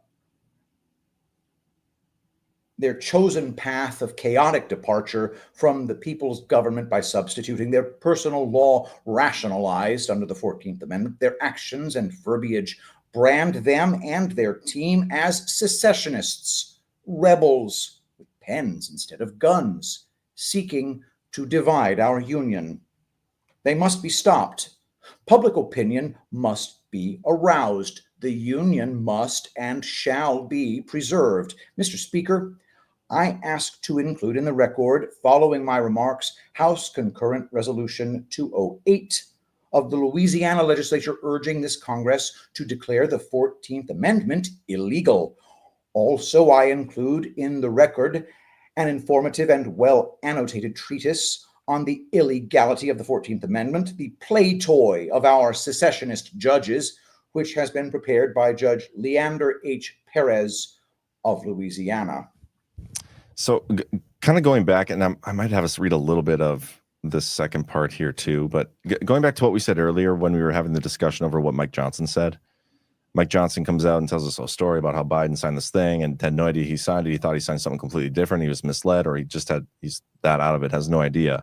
But what are the potential ramifications for the constitutionality of his entire 4-year term just based on that alone? But then he comes out to yesterday or whatever and just out of nowhere declares an amendment ratified that was in no way, shape, or form ratified. And some of the mainstream media is kind of, no, that's not true, Joe, not true. But there are some people out there that are like playing along with this, even some senators, Kirsten Sinema, or is that the one? Gillibrand? Gillibrand. Yeah. So it's weird. And I said last night on the Liberty Day, and I do think this is some sort of op to it's almost like a trap for Trump. Trump's going to get questioned about this, and he's going to be like, well, no, it's not ratified. And then they're all going to be like, oh, Trump doesn't think women should have equal rights. That's what I think is going to happen. Who knows? But again, it's just completely unconstitutional. Now, reading this 14th Amendment thing, I was woefully uninformed about how this went down. And I don't know if you're aware, they talk about it here later on, but the Union states basically said to the Confederate states, you don't get to vote on this unless you vote in favor of it. And they weren't going to let them back into the Senate. They weren't going to be allowed to have representation in the Senate unless they voted in favor of this. And so, like the whole thing, and it's been challenged in courts, but it does appear to be constitutional. And I don't want to have us just sitting here reading, but I do want your thoughts on this. About the legality of the ratification of the 14th Amendment, I will have to take a pass. I don't know the answer to that. And a quick aside, our IQs have been dropping really bad. This guy's writing is great, fucking beautiful compared to the slop that we read in mainstream publications now. That was exquisitely written. So we got a problem with our IQs just dropping like rocks. I want to know what the 14th Amendment says that this guy objects so strongly to, because the last time I read the 14th Amendment, I wasn't paying attention. I just know it's about, freeing the slaves, and obviously there's a lot more to it than just that. And there's something also about not being allowed to run for office if you were guilty of insurrection or some shit. Yeah, that's section 3. Let me go up to the top of this Wikipedia. I know it's Wikipedia, guys, but it's an easy summation. Let me find the best section here. Oh, let's just start at the top and quick. We'll just read these first couple paragraphs. You bet. The 14th Amendment to the United States Constitution was adopted on July 9th, 1868, as one of the Reconstruction Amendments, usually considered one of the most consequential amendments. It addresses citizenship rights and equal protection under the law, and was proposed in response to issues related to formerly enslaved Americans following the American Civil War. The amendment was bitterly contested, particularly by the states of the defeated Confederacy, which were forced to ratify it in order to regain representation in Congress. The amendment, particularly its first section, is one of the most litigated parts of the Constitution, forming the basis for landmark Supreme Court decisions such as Brown v. Board of Education, 1954, regarding racial segregation, Loving v. Virginia, 1967, regarding interracial marriage, Roe v. Wade, 1973, regarding abortion, overturned in 2022, Bush v. Gore, 2000, regarding the 2000 presidential election, Obergefell versus Hodges, 2015, regarding same-sex marriage, and Students for Fair Admissions v. Harvard, 2023, regarding race-based college admissions. The amendment limits the actions of all state and local officials, and also those acting on behalf of such officials. Think of those cases right there. And they're pretty fucking important. Every single one of them is, well, the first few are all in our social studies classes. Yeah. And then it goes into the first section. We can read this. The second, third, and fourth sections are, I wouldn't say they're not important, but it says here they're seldom litigated. The one that is most relevant to us is section 3, because this is, I mean, this is what Raskin said he was going to use to make sure Trump couldn't be president again, but he never did it. But what about the part that Representative Rarick was perorating against in his speech before the ratification of the amendment? That's section 1 that he was probably most. Yeah, it's this one, and just it's not even what's necessarily in it. I think it's how it was passed. Like they were forced to ratify it to get representation. Like that. I mean, talk about slavery. Like you can't be you can't have representation unless you pass this bill. I mean, it's crazy. But yeah, let's read this one last paragraph here, and then we can discuss it more. The amendment's first section includes the citizenship clause, privileges or immunities clause, due process clause, and equal protection clause. The citizenship clause broadly defines citizenship, superseding the Supreme Court's decision in Dred Scott v. Sanford, 1857, which had held that Americans descended from African slaves could not be U.S. citizens. Since an 1873 decision, the privileges or immunities clause has been interpreted to do little. The due process clause prohibits state and local governments from depriving persons of life, liberty, or property without a fair procedure. The Supreme Court has ruled that this clause makes most of the Bill of Rights as applicable to the states, as it is to the federal government, as well as to recognize substantive and procedural requirements that state laws must satisfy. The Equal Protection Clause requires each state to provide equal protection under the law to all people, including non-citizens, within its jurisdiction. This clause has been the basis for many decisions rejecting discrimination against people belonging to various groups. The second, third, and fourth sections of the amendment are seldom litigated. Yeah, we don't need to go into that, but yeah, this whole thing, it's like we're getting live education. We're getting Wikipedia's interpretation of what that shit says. So I don't know. That's a good point. Great point. So let's read one more thing here from this old. This is the Louisiana, I believe. Louisiana's, they had their state legislature. Yeah, just read here. Start from A and go down. We won't read all of it, but you'll get an idea of how they passed this and why they think it's unconstitutional. And again, this is back in the 60s, I think. All right. So the material referred to follows the Louisiana legislature's resolution 208. A concurrent resolution to expose the unconstitutionality of the 14th Amendment to the Constitution of the United States. I just want to say real quick, an amendment can't be unconstitutional because it's part of the Constitution. So that's important. They're going to explain why. Okay. To interpose the sovereignty of the state of Louisiana against the execution of said amendment in this state, to memorialize the Congress of the United States to repeal its joint resolution of July 28, 1868, declaring that said amendment had been ratified, and to provide for the distribution of certified copies of this resolution. Whereas the purported 14th Amendment to the United States Constitution was never lawfully adopted in accordance with the requirements of the United States Constitution. Okay, sorry, I get it now. Because 11 states of the Union were deprived of their equal suffrage in the Senate in violation of Article 5, when 11 southern states, including Louisiana, were excluded from deliberation and decision in the adoption of the joint resolution proposing said 14th Amendment. Said resolution was not presented to the President of the United States in order that the same should take effect as required by Article 1, Section 7. The proposed amendment was not ratified by 3/4 of the states, but to the contrary, 15 states of the then 37 states of the Union rejected the proposed 14th Amendment between the dates of its submission to the states by the Secretary of State on June 16, 1866 and March 24, 1868, thereby nullifying said resolution and making it impossible for ratification by the constitutionally required 3/4 of such states.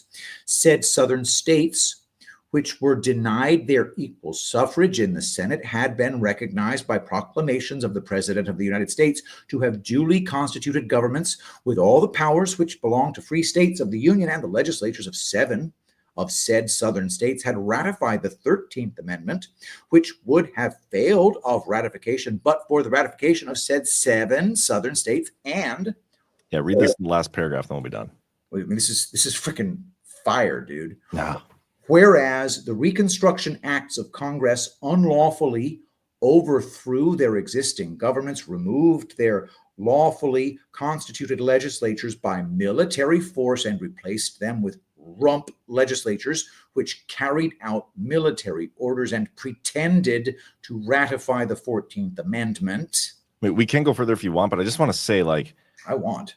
Okay, we will then, because it's not that terribly long. But what we're getting here, at least what I'm getting, there's so much information out there, especially for somebody who, I'm pretty young. I woke up pretty late. I didn't know any of this stuff. I'd never read it. I've heard people talking about the 14th Amendment, but I've never gone down this rabbit hole.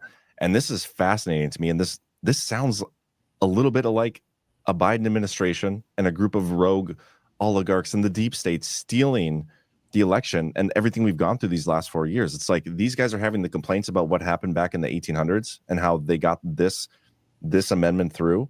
Yeah. It's very comparable to a lot of the stuff we've experienced these last 4 years. And now Biden comes out and does something very similar. And it's like this re-education process, not in a camp, but on Twitter. and I'm loving it. I've never knew this stuff, and I love that I know it now. But yeah, we can keep reading unless if you want to add anything, you can. This is freaking fire. Let's just keep reading it. Chris gave us this, didn't he? Yeah, so I wish he was here to discuss it. Fantastic. He's not even in the show, and he's having such an influence on it.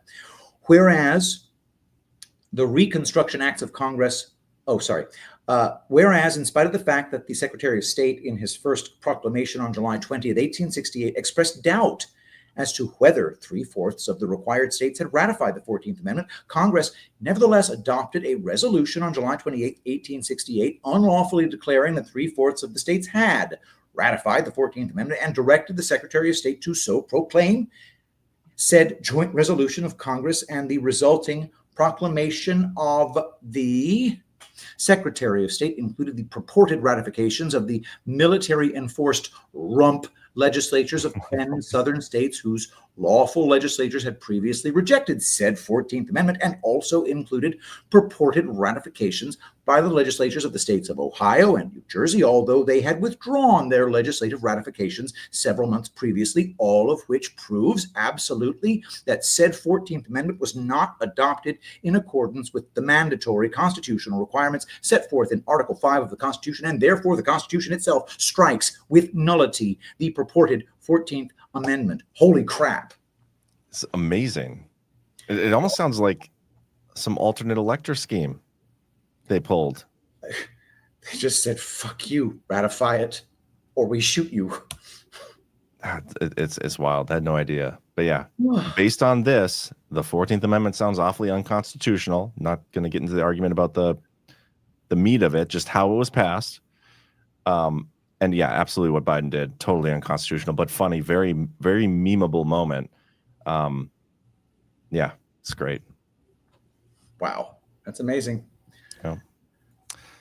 But yeah, guys, I think that's all I had listed for what I wanted to talk about. What are the biggest things that came out of the 14th Amendment? Do we get birthright citizenship out of the 14th Amendment? I think so. Because birthright citizenship is basically... Yep, it is. It's the citizenship clause. All persons born or naturalized in the United States and subject to the jurisdiction thereof are citizens of the United States and the state wherein they reside. Came out of the 14th Amendment. Yeah, that is, it's anchor babies. Yep. I got to say, you might as well just put a toe tag on any nation that you subject to birthright citizenship if they don't have strong borders. Yeah, and it's kind of interesting. Tom Homan, the border czar, in that interview he had, where it was like, what about the people born here? They're citizens. You're going to separate them from their parents? No, no, we're not going to separate them. We're going to send them back too. They'll go with their parents. I mean, that was base as hell, dude. That reminds me of a joke that Leonardo Joni told, and I have to tell it. Go ahead, bro. She's saying, okay, look, I got, you Mexicans, it's fine and all. I actually have two neighbors who are Mexicans, and one of them voted for Kamala and one of them voted for Trump. And the day after Trump won, man, that Mexican Kamala voter was like, how could you? She was screaming at the Trump voter, and she said, and she was just screaming at him. And so Leonardo came out of her house. He said, what the hell's going on? And the Mexican who voted for Kamala said, this bastard, he voted for Trump, and now I'm going to have to be deported. And Leonardo said, listen, lady, don't feel too bad. He has to go back too.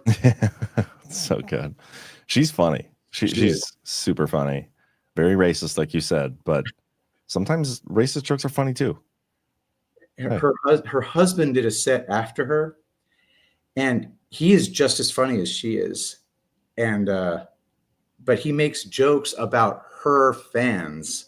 He said, Leonardo's fans go hard. People get offended if I say the N-word, but Leonardo's fans get mad if you don't. Oh, that's funny. Is this true? Diana 1952 in the chat says President Trump intends to end birthright citizenship. I guess I don't know if I've actually heard that, but that'll be an interesting discussion and court battle because it's the 14th Amendment. It's a beautiful thing if it happens. It would be really, really nice because it would end some of the incentive to just kind of run into the end zone and crank out a baby. Yeah.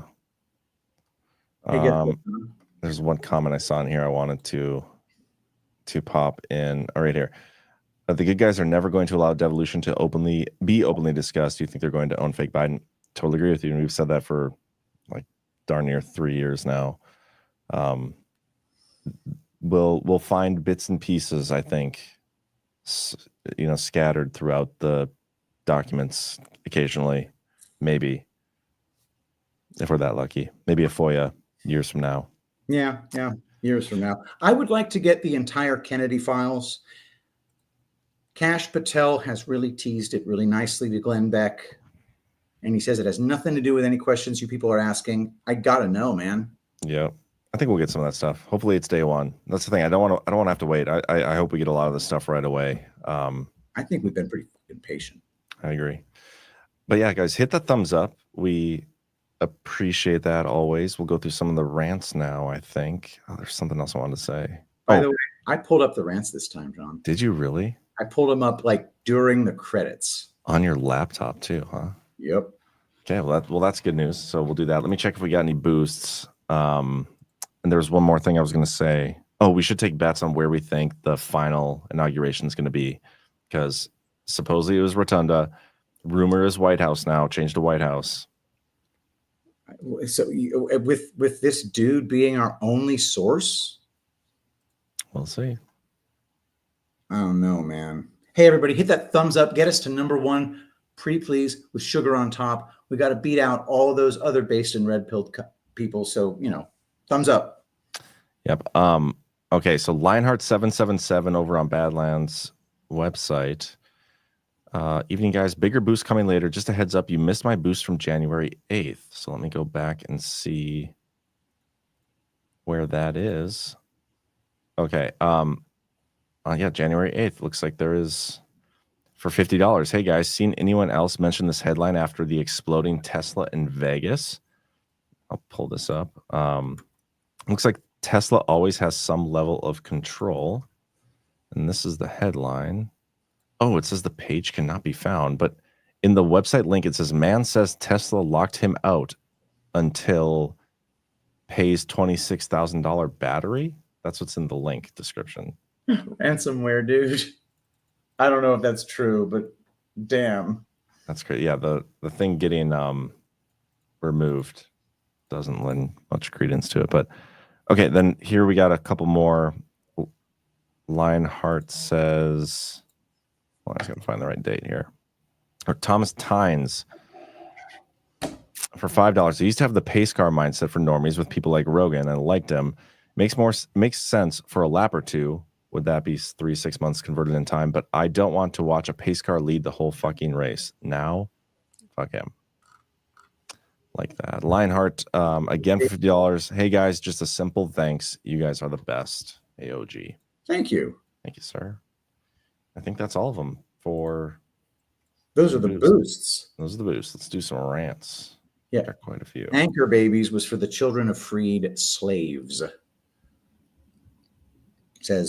Says Little Galaxy 56 in the chat. Okay, here we go. Wait a minute. I don't need to look at your screen because I've got my own. Yep. I'm going to have to go bottom up. Yeah, I'm starting with $117 from the amazing, generous Micro Tool Maker. Thank you so much. I can hardly believe we're so close. I'm glad Trump is changing the location of the inauguration so many times. Must be driving the deep state crazy. Love you guys and all Badlanders. Where we go one, we go all. Thank you so much. Thank you. $1, Valseco 16. Patrick is never going to pry a dollar from my grasping hand on any DPH when he doesn't say twatter. That's what I say. Thank you for the dollar. I pried it. $5, Taylor French. Pack your XRP bags before Monday before the rocket launch. Just waiting for a dip, bro. No, I'm just kidding. I have my XRP bag. I got some XRP too. I know it. All right. Next, $10, backdoor Biden. I think NOLA and assassination attempts were pulled off by Trump so he could produce the dead people and show how they did it to us in the past. Did that happen? I don't know. But thank you. Thank you for the super chat. I don't know if I buy that, but appreciate it. I don't know if I understand it. So So NOLA and assassination attempts were pulled off by Trump so he could produce the dead people and show how they did it to us in the past. There would need to be a third act to that reveal if what you're saying is true. There just be the prestige. I don't like the morality or the logic behind that because I don't know. If you're saying he actually like killed people, that's no way. I don't buy that. But just fucking tell us. Just show us that they did in the past. Trump coins up to almost $40. So annoying. I really wish that I had just turned over my frickin' Coinbase credentials. No, I don't. That's too much. Okay. $5, Foxo1. As we get closer to the 20th, I need to say thank you. When John dropped that first Devo, I found it through Telegram, and believe me when I say it was a lifeline. Bonus was Patrick began reading them. Thank you so much. Thank you, Foxo. I like that little comment at the end, too. $10, Texas Jules. Used my VPN in Canada and Australia for TikTok and still a no-go. Ah, so VPNs may not be as VPN-ish as we thought. Whoa. That doesn't make any sense. Okay, Texas Jules, good information. Thank you.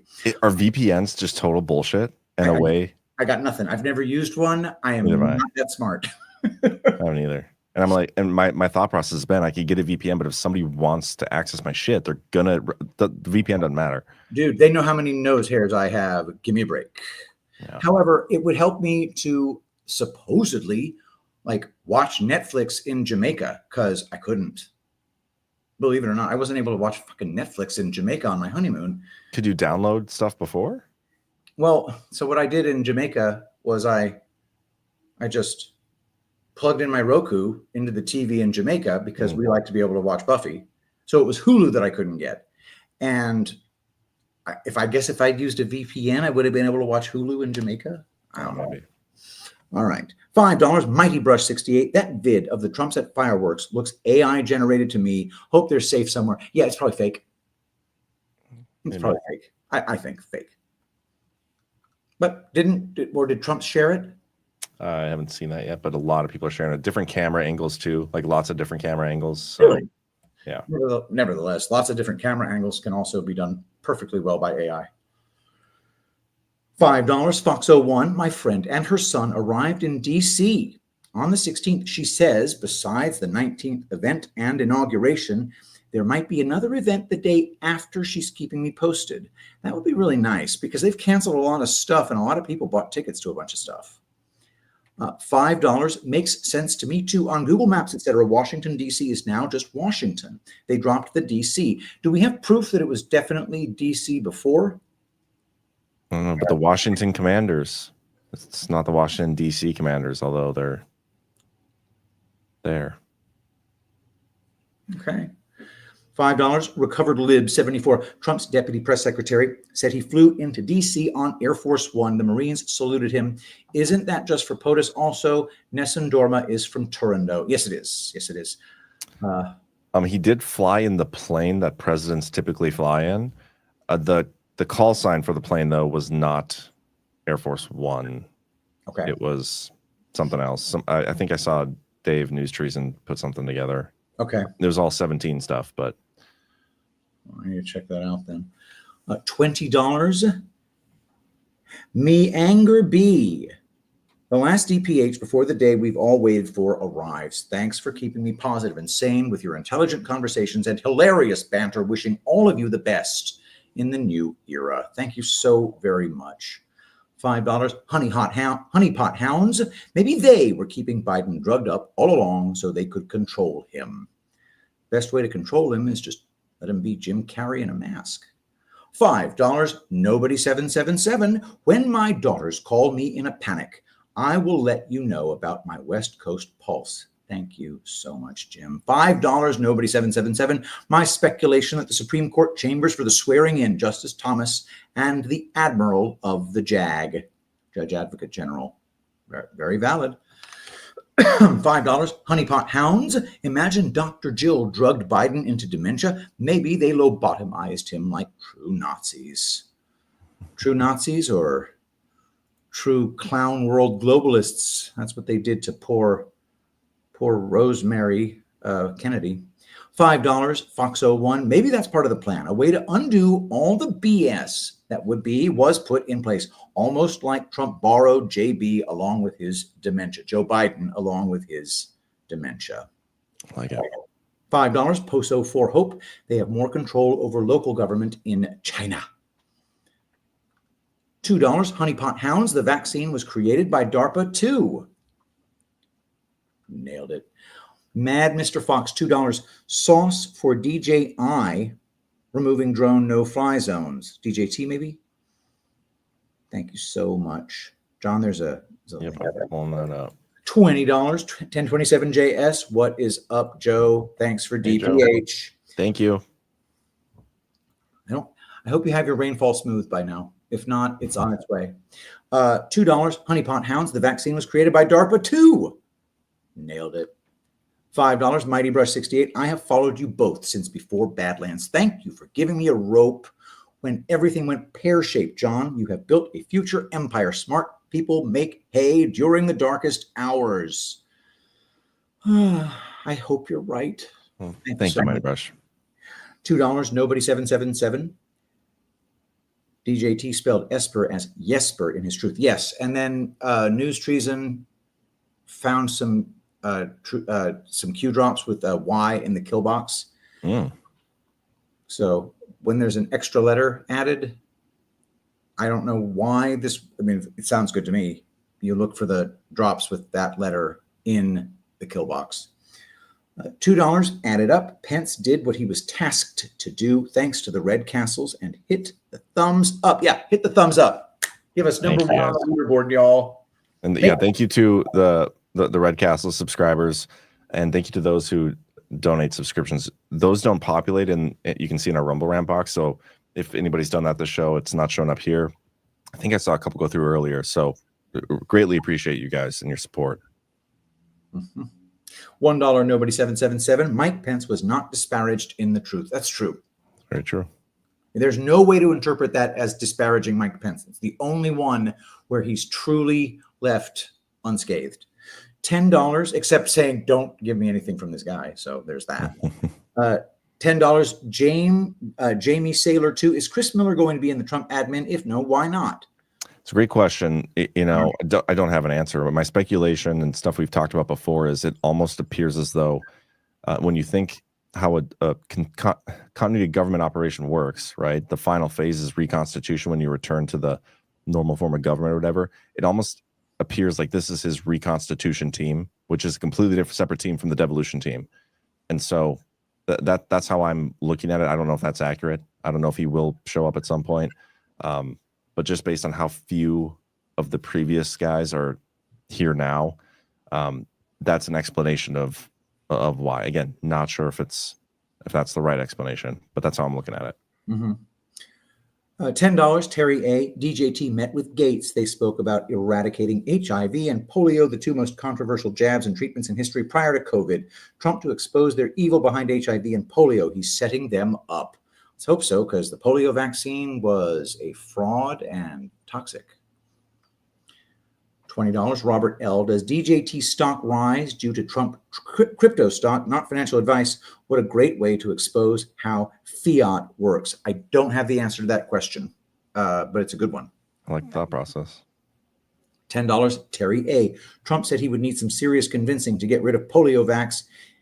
He said that to set the stage. The genocidal maniacs will fall. What Fauci and Gates have done to those in Africa alone is heinous. From what I've heard, yeah, it's really bad.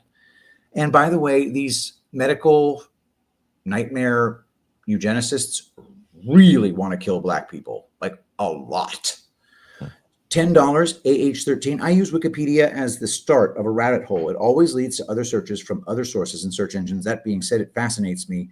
The date of edit on the bottom of the wiki page I'm reading. The timing of those edits, very interesting and timely, almost like it's planned. Brilliant point, by the way. And the timing of the edits on Wikipedia right after Trump was elected, holy crap, they were scrubbing the internet like mad right after Trump won the election. $5, another 179. Thank you, John and Patrick. Thank you so much. $5 makes sense to me too. Is the inauguration a shell game? Yes. I don't know what kind of shell game and what the goal is and what the thing under the shell is, but yes, it feels like a shell game. As Chris would say, it's like it's fake inauguration anyway. Yep. Right? Yep. Man, I wish he was here, but anyway. Oh well. $5, Mighty Brush 68. By the way, congrats, BB, Burning Bright, and Patrick. As a dad of 3 girls, 2 boys, I can't imagine you being even more badass for your kids. Let's go. Thank you. So what a nice thing to say. Yeah, we're excited. BB has already had his, and Ashley and I are late August. It pretty much means I'm not going to be at Deadwood, though. It occurred to me that I'll be. Oh, no. Yeah, I will be giving birth during Deadwood. Your sex timing is terrible, apparently. You'll have to bring me in via live feed. All right. Oh, yeah, we'll certainly try to do that. Figure out a way to make it happen. $1, Brian E. Murphy. John, did you know that North Dakota did not become a state technically until 2012? Check it out. I disavow that. That can't be right. $1, Keith O'Higgins. John, you said your grandma went under anesthesia like Biden for facelifts. How hot was or is she? I mean, she wasn't getting a boob job, so settle down, Keith. You have to go under general to get a facelift? She was having a C-section, okay? Oh, okay. No, just kidding. No, she had a heart surgery. Oh, not a facelift? All right. Well, I'm sure a facelift, you definitely get anesthesia. But do you get general anesthesia? I don't know. I don't know either. Specific, general, doesn't matter. It's still drugs. You still go out. General, okay. They're very different things. Local anesthesia is when they just jab all over and make you completely numb. Oh, no. I'm pretty sure they put you to sleep. Okay, gotcha. Yeah, I'd want to go to sleep for that. $10, Backdoor Biden. Show how deep state pulled off school shootings, etc. in the past. Trump said once that we should act like them. I know, right? $5, Sassy Gal. I wax flag waving today for Trump. Leaving WPB, it looked like Air Force 2, not as big as Air Force 1. I will definitely have to take your word on that one. $5, Roger Paul, 59. Birthright citizenship is about jurisdiction of the parent's country of origin. Very cool. Yeah, I see what you mean by that. But still, they've used it as a justification for birthright citizenship. $7, Human, 17. During the dark and darker times when we suffered greatly, it never occurred to me that the treacherous road would lead me to my based and red-pilled Badlands fam. Thank you. Where we go one, we go all. And thank you, Hugh. Thank you, Human. $5, PJW. John, this is pretty good for the Y. Hugh drop number 35.99. Check it out.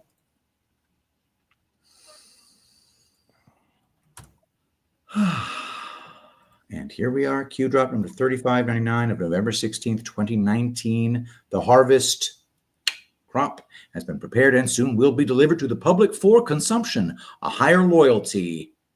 Why in the kill box? Hunters become the hunted. Treason, sedition. How do you remove a liability? 6 o'clock can be dangerous. Family proud. Q. Well, that's unnerving. Let's see what happens. Timing of that, November 16th. That's around the time. I mean, it's after COVID came out. Technically remember the Devolution 15 with the timing of Bolton and O'Brien and the Senate thing and the executive order and yep. Wow. Timing of that's interesting. But anyway. You're right. Guys, thumbs up, retweet, share, let everybody know. And stay tuned Monday for our inauguration coverage. We'll get that posted sometime tomorrow I just got to find out how long I have my kids don't have school on Monday. So my kids don't have school on Monday either, but we're probably not going to have school on Tuesday or Wednesday too, because in Houston, when we get snow and ice, the whole world shuts down. Yeah, you guys are pussies. Yeah. Okay. Glad you agree with me there. All right. Thanks, everybody. We appreciate you. We love you. Thank you for supporting the channel. Hit that thumbs up. Make sure you follow. Continue to share our stuff around. Follow us on Instagram, and we'll see you next time. Bye, guys. Witness the motion picture event that is being called fucking amazeballs.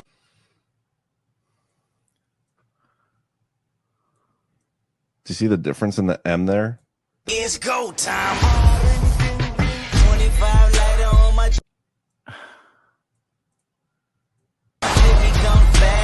You got a seriously weird ass way of looking at shit. if you look at the waviness of the little flag that comes out of the R is wavy.